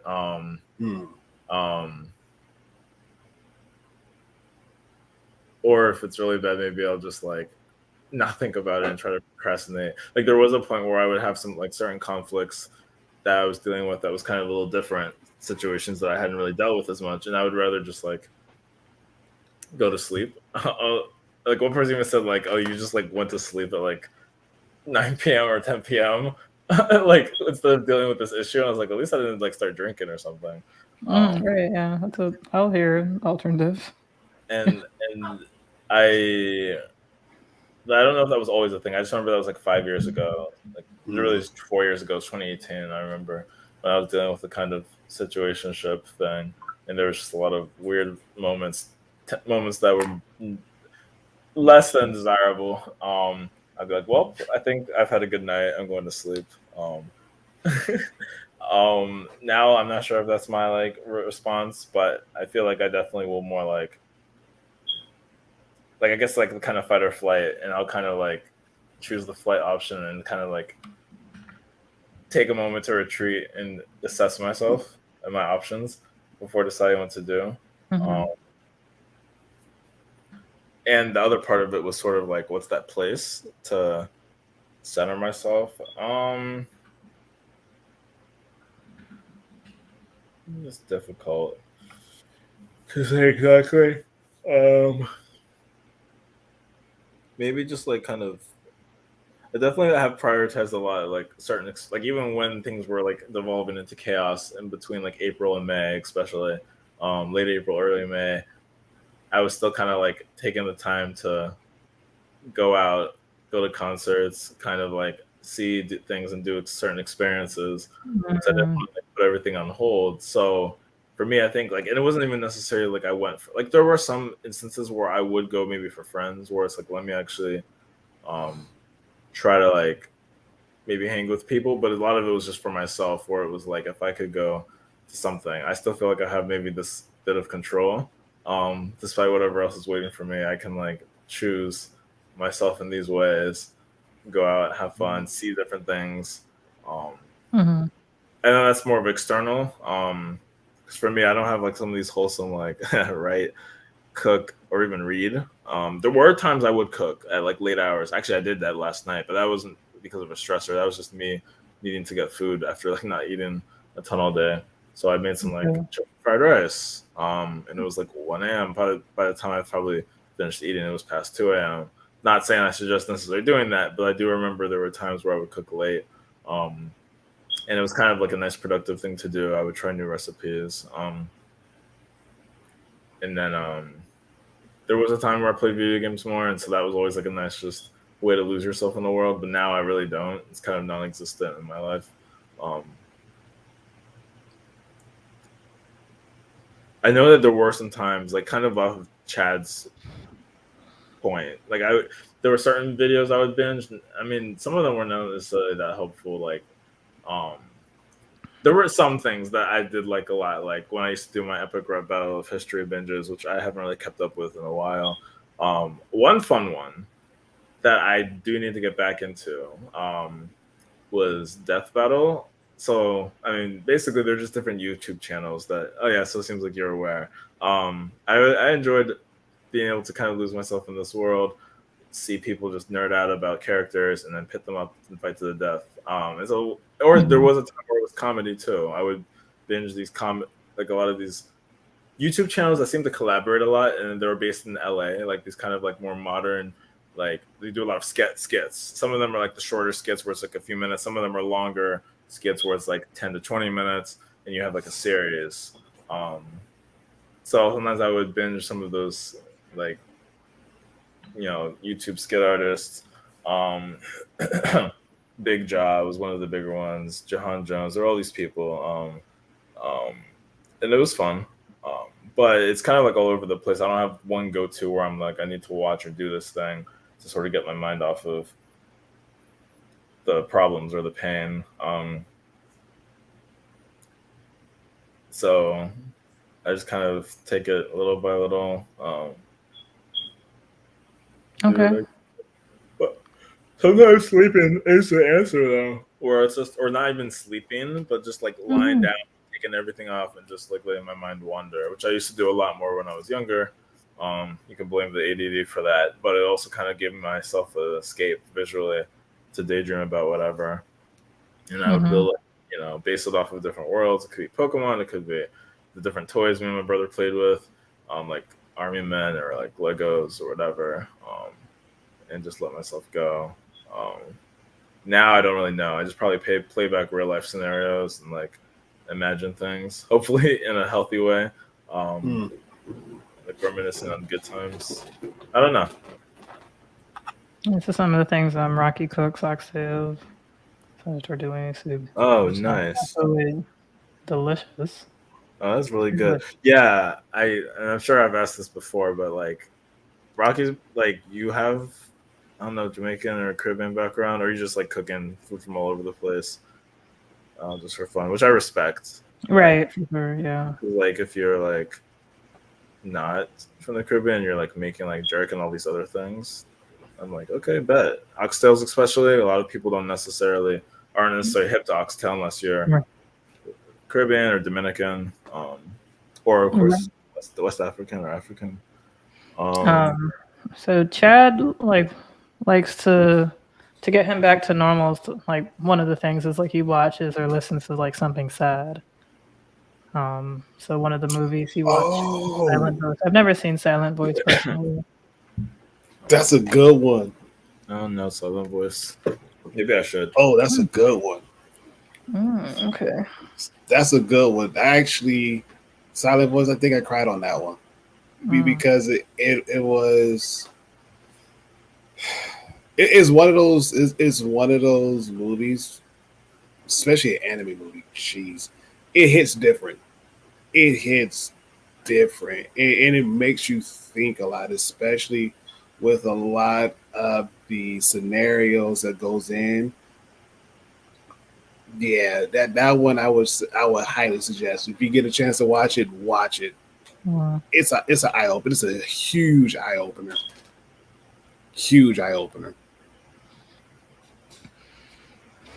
Okay. Okay.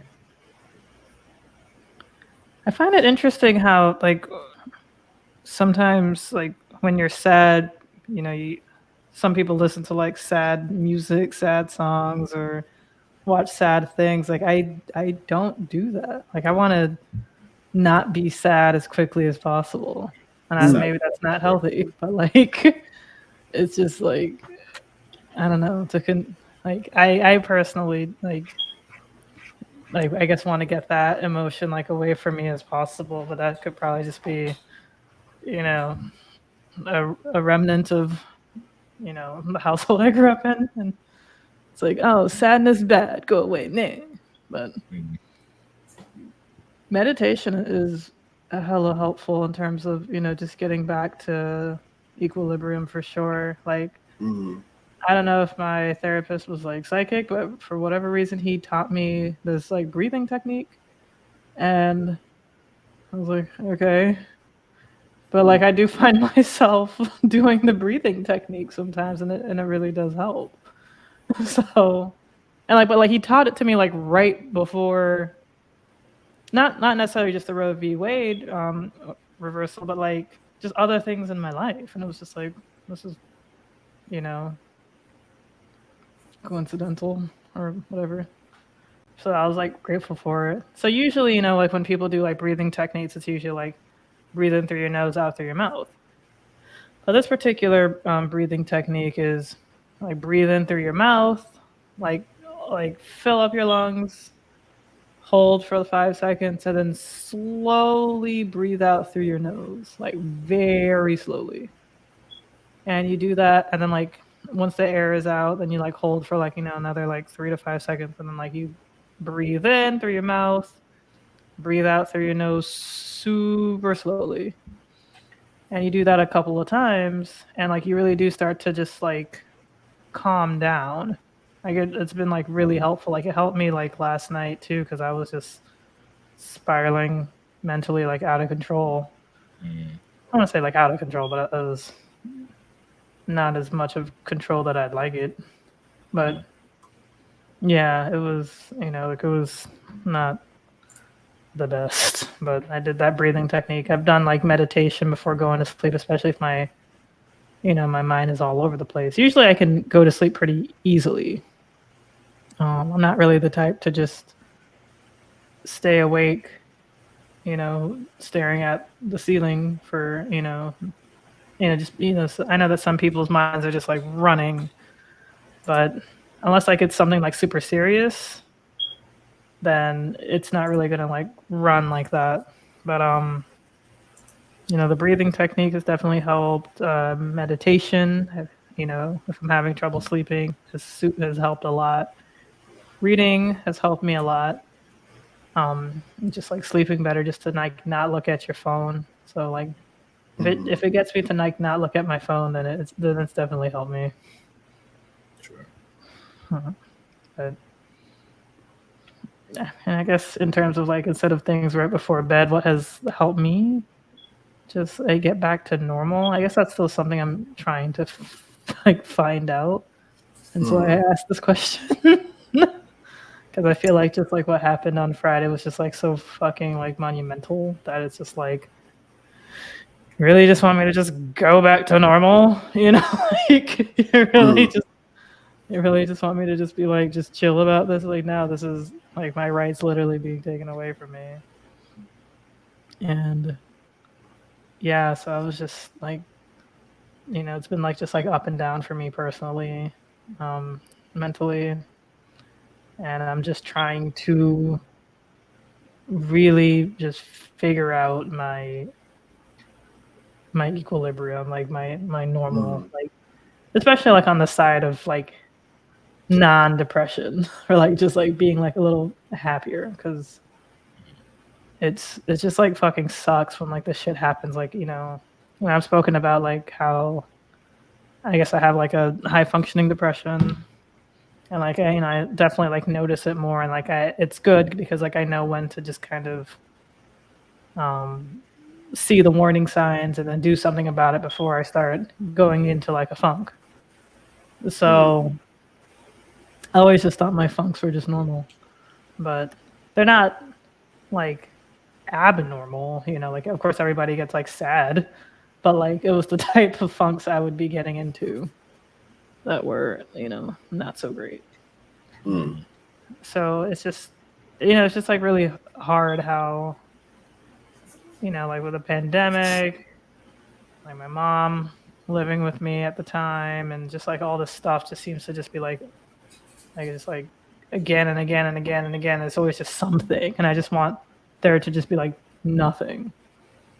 Like if everything, like, you know, I'm just tired. Like I was about to say like, oh, like even if like just to get back to just like nothing and like Trump was elected, but like that's not gonna really resolve anything. Like because he would just make everything fucking worse. I mean, look what he's already done. But if it was like we had like a normal ass Supreme Court and like, you know, like normal ass like governors, and you know, like their craziness wasn't like that crazy, you know, like if it was like I don't even know what to say, like I don't know if it just like wasn't really like that like evangelical religion crazy where it's like their interpretation, like everybody must follow this. It's like, or you could like, because we can't imagine an America where you're just following your own religion, but you know that you believe in, even though in the Constitution, wasn't. Yeah, I don't know. I'm really tired, so I can't really like think straight. But No, you're good. You're good. Like, you know, freedom of religion to practice any religion, and they're just like, LOL, just kidding. Like, it's like you have to practice my interpretation of Christianity. Yeah. Like that's what really fucking bothers me. That's what really fucking bothers me. Yes. Like, yeah. So I don't know. I just want us to get back to like some kind of normal. It just feels like we always have to fight some shit. Yeah. And it's just like so aggravating. I think that like I feel as though the reason why like the youth is always like fighting, and don't get me wrong, like, you know, I'm, you know, still young, I'm trying to do like the best that I can, like, you know, like my friend invited me to like a march, so I'm gonna, you know, try to do that, like a protest, because I've never gone to a protest because I've always been just like really scared, because, you know, like people will probably just be like ramming their trucks into the crowd because people are fucking nuts. And I've been seeing a lot of like really big trucks lately, which has been weird because like gas is crazy, and I don't know why the hell you need a ginormous truck.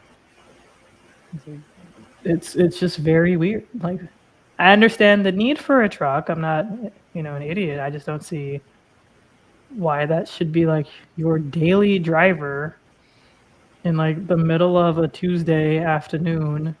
It's like it's like, do you not have work? Is this your work truck? Like, where are you going?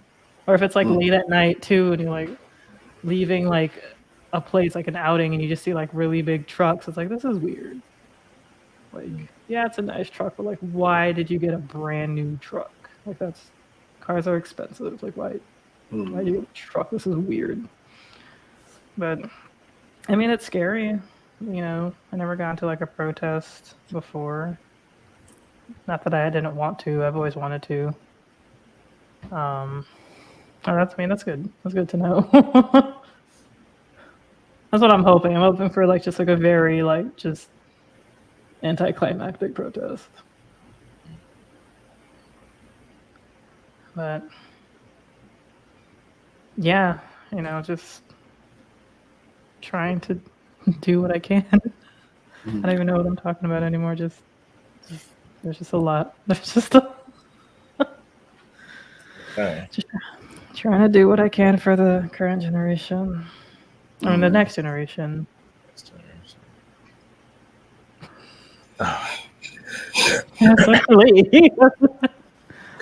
Big brain logic, and I'm very here for it.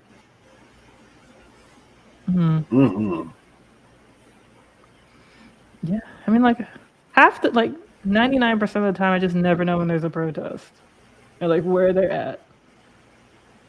So like I was happy that my friend invited me to one. 'Cause I was like, oh, it's like I don't get like the memos, and like I donate to like Democratic candidates. Like it's very, I don't really like make it hidden that like I'm a Democrat, like that I'm a Democrat really.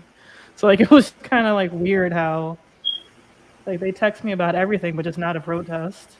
It's like, oh, Yeah, okay. it's more top down, institutional. Like I really am like, do I really want to be getting text from the freaking DS? Well, the GCCC or the DS, the senatorial committee. I'm like, But like in terms of actual like grassroots organizations, yeah, so it could be a little bit different. Like you have to kind of go out a little more out of your way to get involved and feel like maybe you're making more of a difference than just giving your donation to. As one presidential candidate said, you donate to a candidate, what happens? You give it to them, consultants use it, maybe they run some ads, and you hope it works out. Obviously that was Andrew Yang talking about giving money to candidates and how we just kind of hope it gets sucked into the ecosystem and everything works versus giving directly to people or at least like organizations that are doing like direct action type work. But anyway, I digress. No, do not apologize, Liz. You should have said that, and I'm glad you did. Yes, because that was funny. I got that. I got that one clear as day. And it, yeah, like, okay, that's a good idea. Like, see if like there's like local organizations, like. Yeah, no, that's a good idea. That's a good idea. That's smart. Especially like on Twitter. So Chad, so you like, I mean, that's cool if you like live in like the city of Philly. That's really cool because Philly's really nice. Big truck, small feet. Small feet, small. Well, everything. But I've like spoken to like a lot of, like every time the whole like big truck, little you know what thing comes up, it's like it's weird how like we equate that. Like, is that really true? Or it's like they're over, like they have to be compensating for something. And I'm like, what? I don't know. It's so weird. Newsflash. It's because they're trying to compensate. Well, men, I should say, most men try to compensate what they lack in, and a lot of times, most males, they're not necessarily confident in their masculinity and especially when it comes to the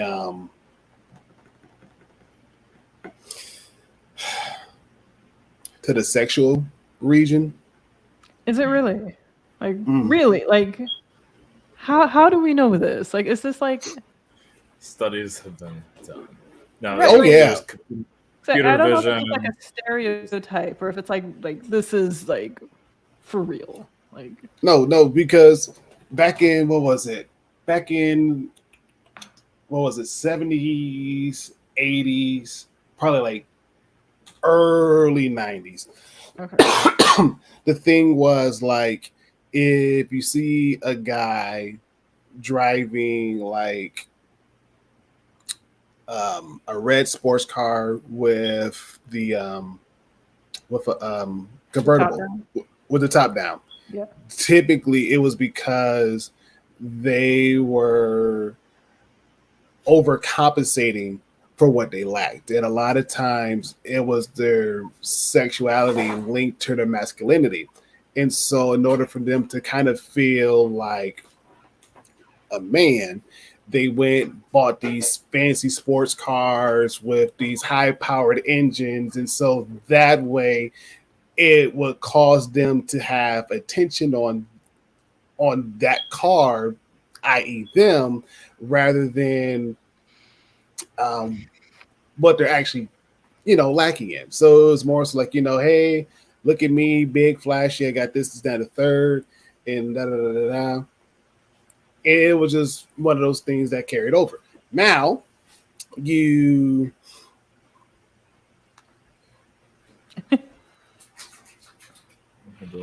Not even gonna go in and out. I'm gonna leave that one alone. I didn't see like, I'm good. Of course, he's talking about Amazon lockers and men packing packages. So, of course. Toby, sit down. Toby, sit down. What? We're not talking about that. We're not talking about that. Let me stand up so I can sit back down. No. And even then, no, and again, to Rocky's point, that is true.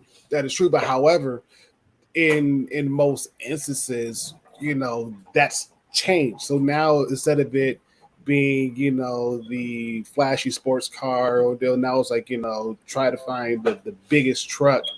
And especially if they don't necessarily live in a region where it requires them to drive a big truck. Again, it just evolves. So it's one of those things. Gotcha. Again, no, that makes sense. That makes sense. Is one of those things where it's like men try so hard to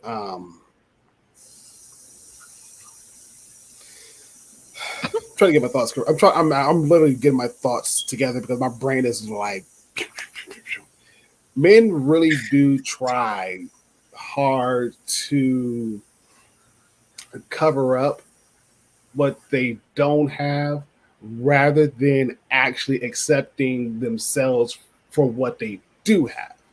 Gotcha. And a lot of times they feel as though, and especially when it's linked to their sexuality, whether their sexuality equals their masculinity, if they can't accept that, then it's just, okay, I got to do this, and this to either compensate or overcompensate what I'm currently lacking in. And so it's just a lot of those stigmatisms, a lot of stereotypes. It's a lot, and even then, just outside pressure of society and the image as far as what they're trying to uphold, it plays a lot. And so now it's like, okay, in order for me not to feel bad about myself, I gotta go and do this and make it big and grand, so that way it's less of me, is less attention of what I don't have versus what I do have, and let that stick out more so than anything else. Okay, now that makes sense. I see that. It's like I need to show that I am like great, like that. I was like, I am doing fine. I like nothing to see here. It's just me being grand, me being showy. It's because I can stunt hard. It's like I see that. That makes a lot of sense because like when you were talking about the early days with like the sports car, I guess that was just like the thing. And the sports car thing did last like a while. So do you think like the truck thing is just like the current like show offy trend? And then okay. Oh yeah. I mean, and even then,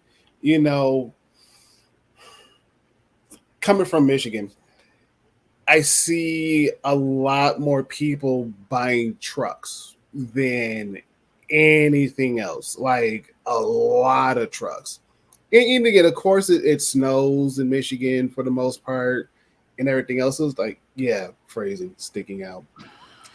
But yeah, you see that a lot more, and it's like there's less and less sports cars actually being bought. And so now it's like, okay, Okay. what's really going on? And even then, you see like a lot of the SUVs, like the bigger SUVs, are Mhm. being bought up a lot more than your traditional smaller size SUVs. And so again, that same that same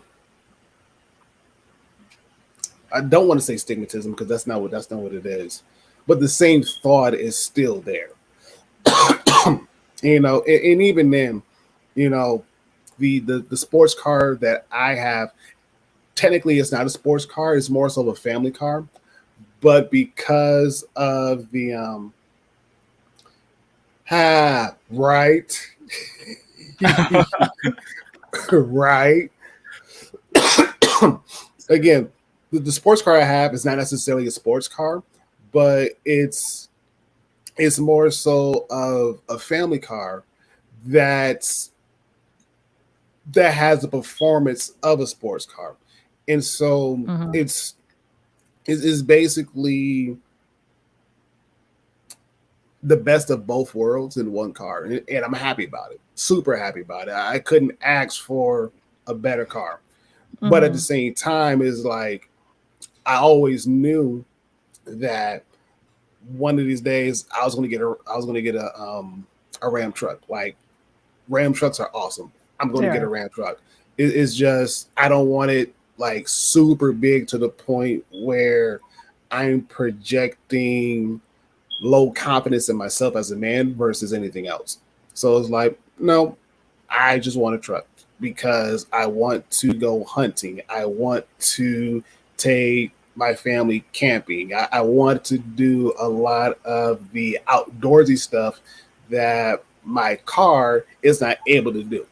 Mhm. And so I would like to have a truck to be able to load up the kayaks and go kayaking, or again, get a camper and go camping, or do a moving. You know, if I need to move like some furniture or some Yeah. appliances, I have a Mhm. pickup truck that I could use to do that and be Mhm. perfectly okay with it. Perfectly Mhm. okay with it.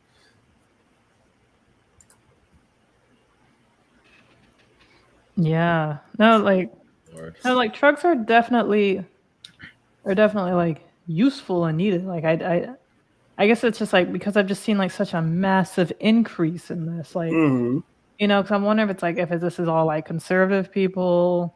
So like maybe not. I don't know. Like, but it could just be like people who are insecure. Like I never really like saw it as like an insecurity. I just kind of I don't know because it feels like when there's like a big truck, it just seems very like bullying Mm-hmm. because like they are big. Like Yes. they are big, and I'm like, why? Yes. And like it would just be like a normal like truck, but just bigger. Like it's just weird because Hmm. they just like grew massively somehow, and it's just like why? But True. no, True. thank you for explaining it to me because it was just like because I've been hearing it for years about like oh if he has a big it's like oh he's overcompensating for something. And like like guys would just say it just like so like casually, and I'm like this has to be like a stereotype. Like maybe all his friends have trucks, and he got pressured to get in a truck, or like I don't know, maybe he just fucking likes trucks. Like I don't know, like trucks are cool. I could see like maybe he does like a bunch of like outdoorsy things, but like in South Florida, are there outdoorsy things to do? Yeah. Is it like I mean, I guess like you like directly in South Florida, like not a whole lot, at least not to like my knowledge. Hmm. But like it was just weird because I'm like, I don't know, it's like did like a I don't know, like a plane full of like wild turkeys just like fall like on the beach and like everyone's just gonna go hunting? Like where like Hmm. like where are people going Hmm. hunting? Like where it's like what happened? Like why was there like just like this sudden like weird increase? Right. It's true. Like 70s come on, 70s pickup trucks. are a lot smaller. Like you still see like really old pickup trucks just like around, and but even like early 2000s pickup trucks aren't as big as these fucking monsters today. Like that's what's getting to me. Exactly. Like, Exactly. No, you are absolutely correct. Absolutely right. correct. Because my uncle, before he got his newer pickup truck, he had a Chevy Silverado 1500, and that one was like mid late 90s, and it was still like a fairly decent sized truck. It wasn't super big and it wasn't super small, but it was enough to the point where um it still looked nice. He could go drive, do what he needs to do, go to the grocery store, and not feel like he's the king of the road. No, he just got a truck because it was a really nice looking truck, and he had it for years before he traded it in for something a little bit different. Pretty much same kind of truck. Maybe a tad bit smaller, but other than that, that's about it. That's really about it. So yeah, a lot of those older pickup trucks are just they were built just right. Built just right. Right. Right. That's how I feel, because I'm like, I don't know. Like it's just like it's scary. Like it's a very like Mhm. scary time because these trucks are like fucking huge. Yes. Rock is But right. yeah, I guess it makes sense. I didn't. Okay, that that definitely makes a lot of sense. Like I guess it's like men's makeup in a way. Mm. Like I shouldn't say like women wear makeup for to like I guess hide insecurities or anything. And in some cases, like that's for sure. Or like I'm tight, but you're gonna need a big garage. That's another thing. Like, how's it like? Are they really out here like fitting in the garage? Yeah, but I feel like it would just like take up the other car too. Like if it's a 2-car garage, I'm like, I don't think it is anymore. It's like one and a Right. half vehicle garage now. Right. Like that is real. I didn't even like think of that. That's Yeah. it is intimidating because truckmen compensate. Yes. Listen. And again, over time, it'll probably change again. More than likely, it will probably change again. It's just, at L's point, it really does seem like a lot of guys are buying these superly massive trucks. Is like, for what? I don't know. Why? You could have been, case in point, you get a Dodge Ram 3500 with a Cummins turbo diesel in it. Okay, it's going to run you about a good $50,000, $60,000, $70,000. Okay, you could have been very well getting a Ram 1500 and still save a little bit more money. It's like, dude, for what? There's nothing big nor impressive about how big a truck is, because you're still a butthole at the end of the day because you want to run me up the road. But then again, my 09 will catch up to you. I'll honk at you and I'll leave you in my dust and be on by my merry way. You probably better be lucky I don't give you the bird as I'm driving past you. Like, your big truck is worth nothing right now. So there you go. And what I hate about the big trucks too is that they always look shiny and pretty. So you're not working in these fucking trucks. Like work trucks, like have kind of like scuffs. They look used. Like you can tell like a work truck, like someone like uses this truck, even if it's like a daily driver, but they also use it for other things. Like it's like, oh, this is my daily driver right now because my other car is in the shop. So I'm using this, but like I use this for like my other job when I do like, I don't know, like I don't know, like hauling things, Right. like doing construction of some kind. So like you can tell, like, but it's just like this sudden like just influx of just these giant pretty trucks is just weird. Like, but yeah, I can see why, instead of like, once again going back to like, like our topic at hand, instead of just accepting what they have. Mhm. And yeah, but I don't know, like I wow, like I guess it's also to attract the type of woman or the type of person that they want, because like I personally just wouldn't date someone in like those kinds of trucks, but they're probably into like probably like more conservative white women. I don't know, or maybe they're not. They're probably just into anybody, but they just, I don't know. Like that's just but I see what you're saying about like overcompensating. I see that Mhm. now. That makes a lot Mhm. more sense. Yeah, I mean, it's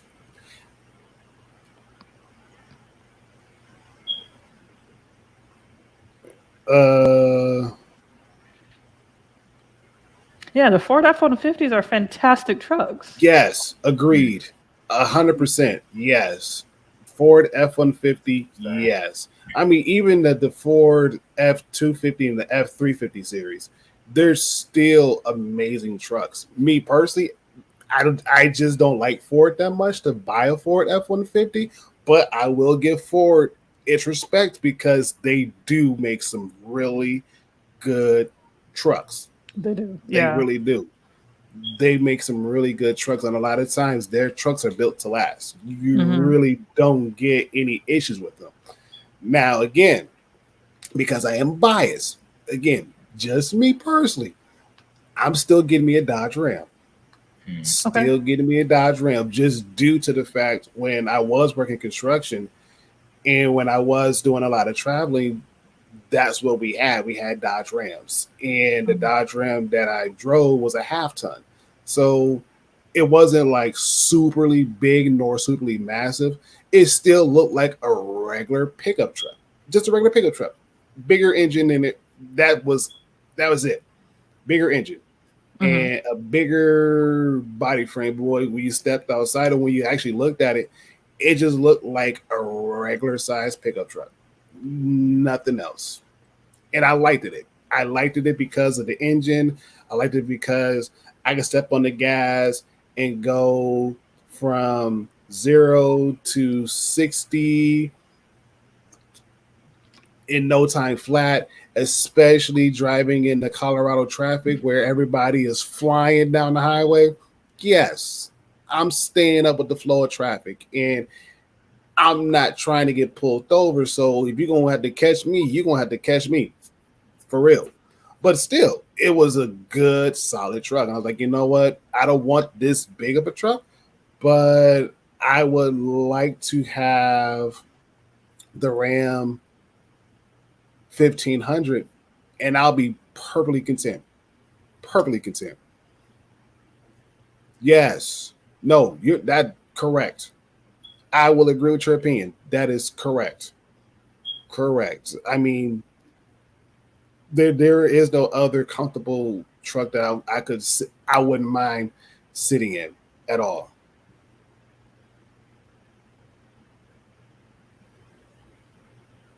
Like I was just thinking about like some of the trucks can be fast, but I don't really like speed much. Well, I am like a fast driver, but when it comes to like being douchey, like it varies.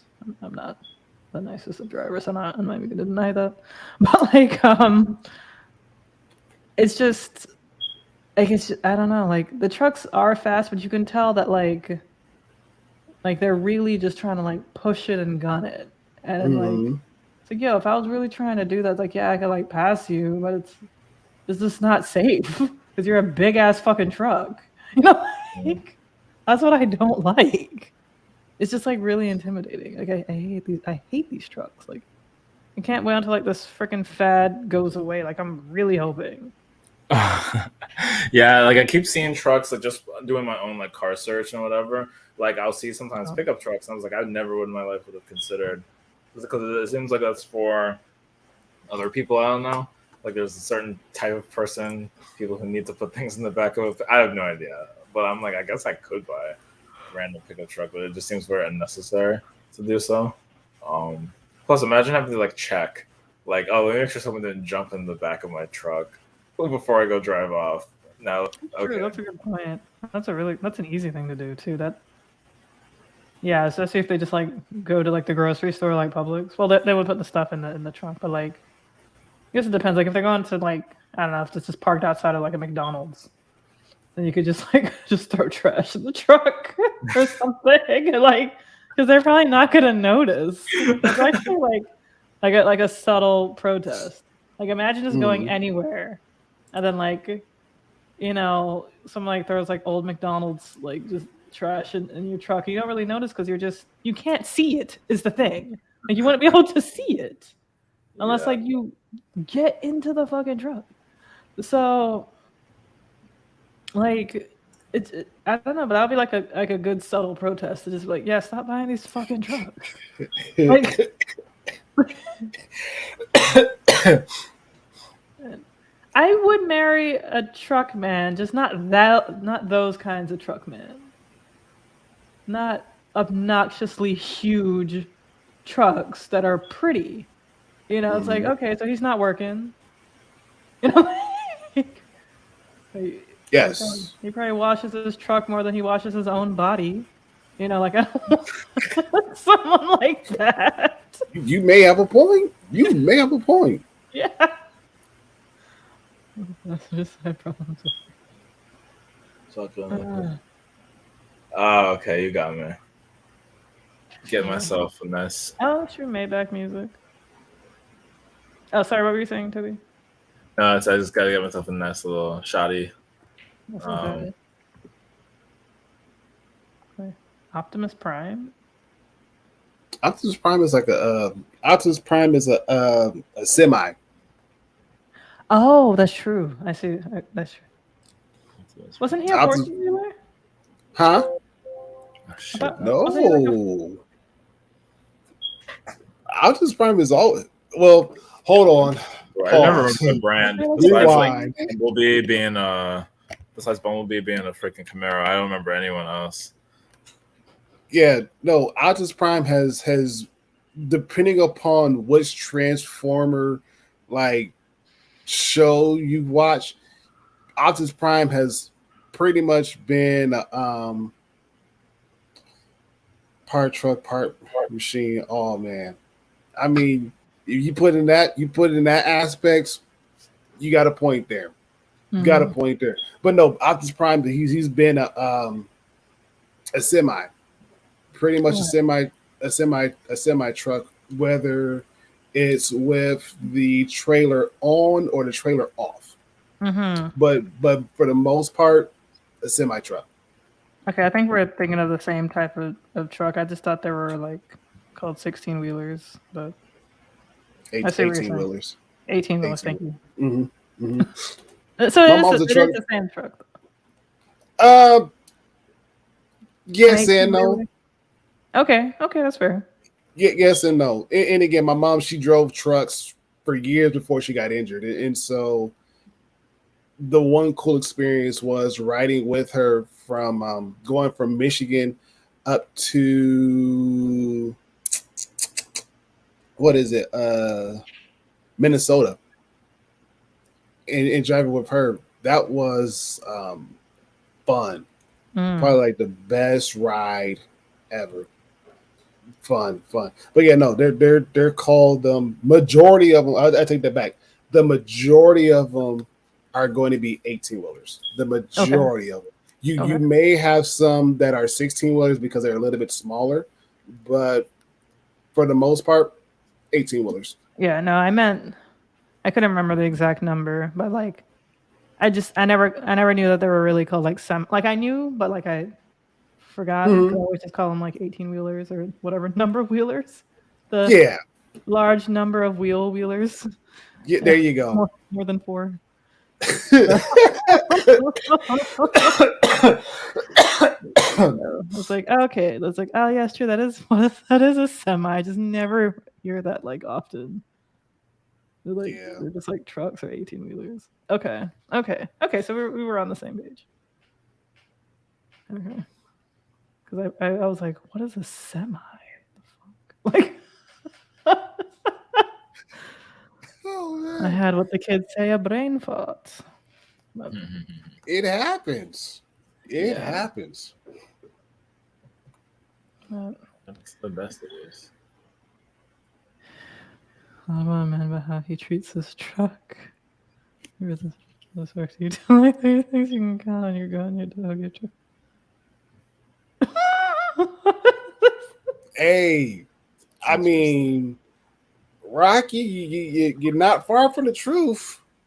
I mean, nowadays, yeah, that last 3, yeah, you might be right. Like in a zombie apocalypse, that's definitely the 3 things you need. Wow, Your dog sheesh. and your truck. Yeah, You gotta go against the grain, get one of them smart vehicles instant death and true freedom. sheesh. Whoa, those were actual quotes from actual Sabbath people. I was thinking like, what are these like funny article titles?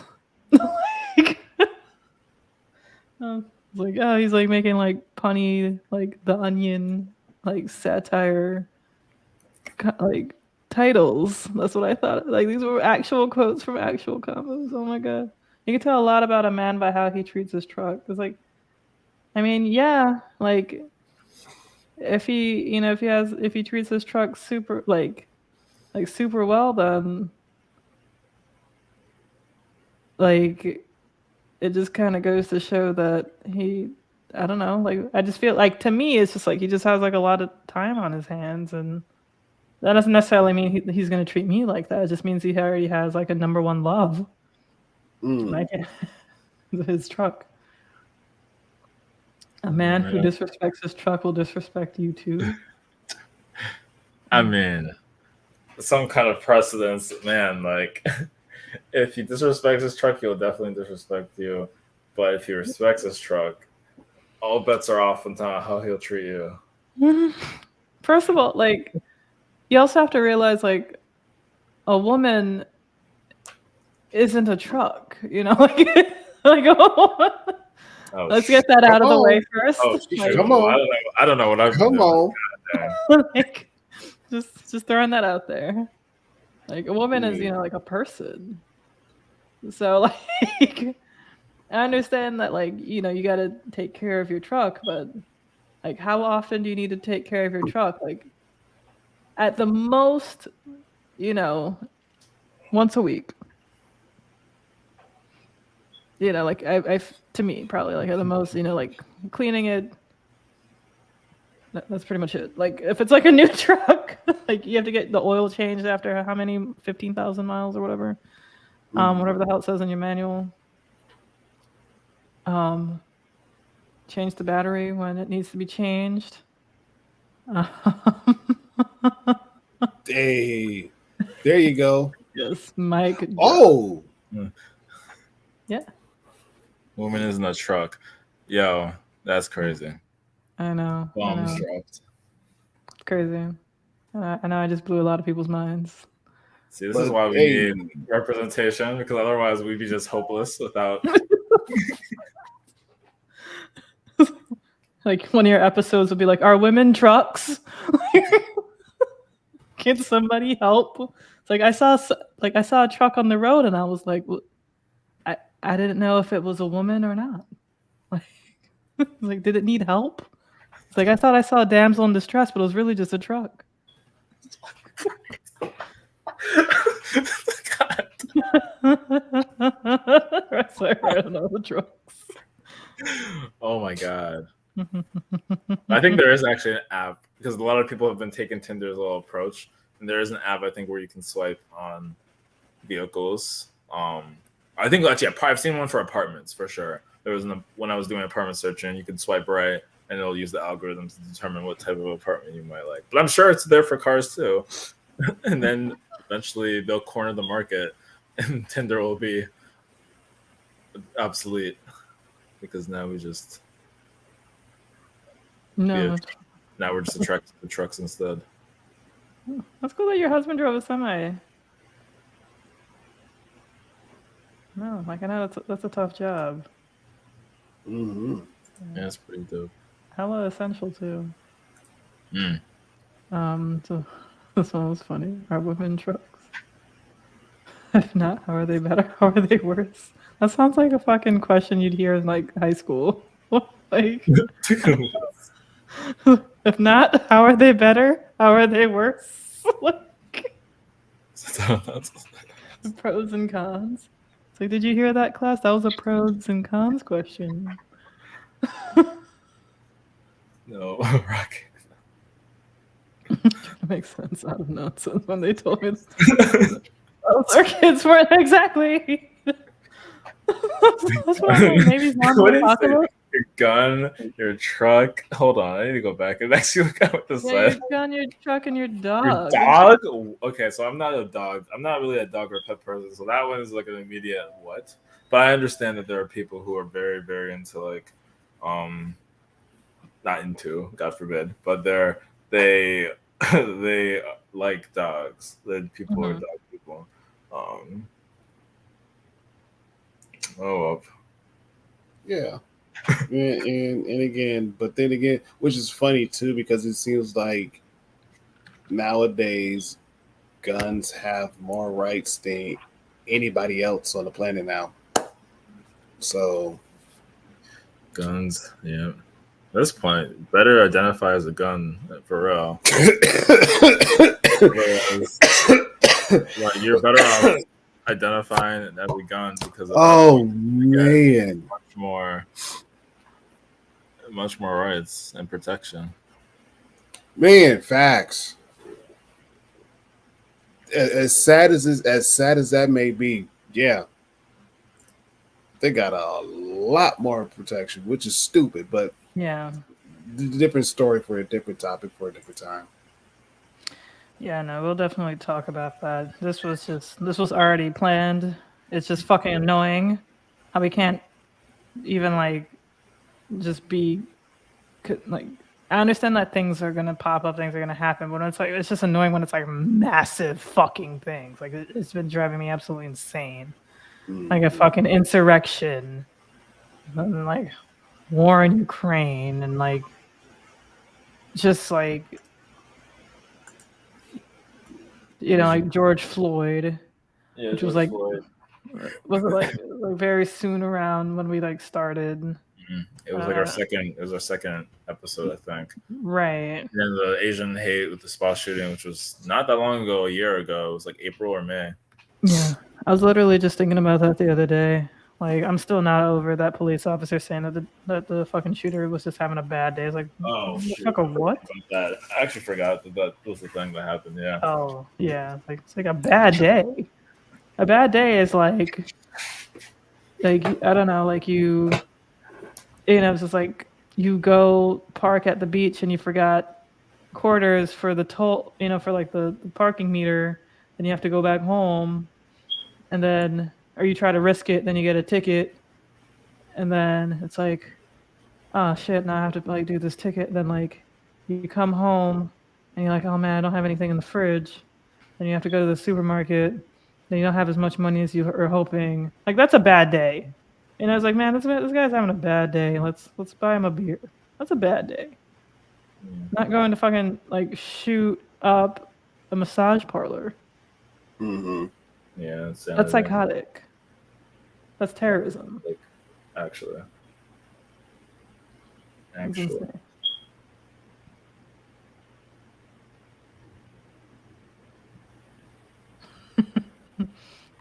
That's a weird angle.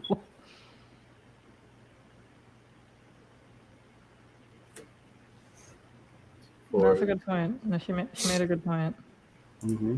Sometimes they might be. They might be. Interesting. That was I'm gonna try that your mileage may vary. He worked at Ford's, drove a semi here and there. Elizabeth's husband. Usually small company. Okay, nice. So he drove a semi for small companies. That's really good. Truckers are very underappreciated. Yeah, they are. It's such a taxing profession on the body, and it's so many long hours. Yes. And they're gone from their family for days, Yes. and it's like it's sad. Like it's hard. It's very hard. hmm It's very hard. Yeah. Yeah, I know my mom. That was the last company she worked for before she got injured. But before that, she worked for a little small company out of Battle Creek called Selco. Then she worked for CRST for a little bit. But I think her big job that she got that she actually loved was when she worked for Warner Enterprises, the big blue trucks. She worked for them. She worked out for them, and I loved her truck. It was big blue, and it was out there. Like you couldn't miss it. You couldn't miss it.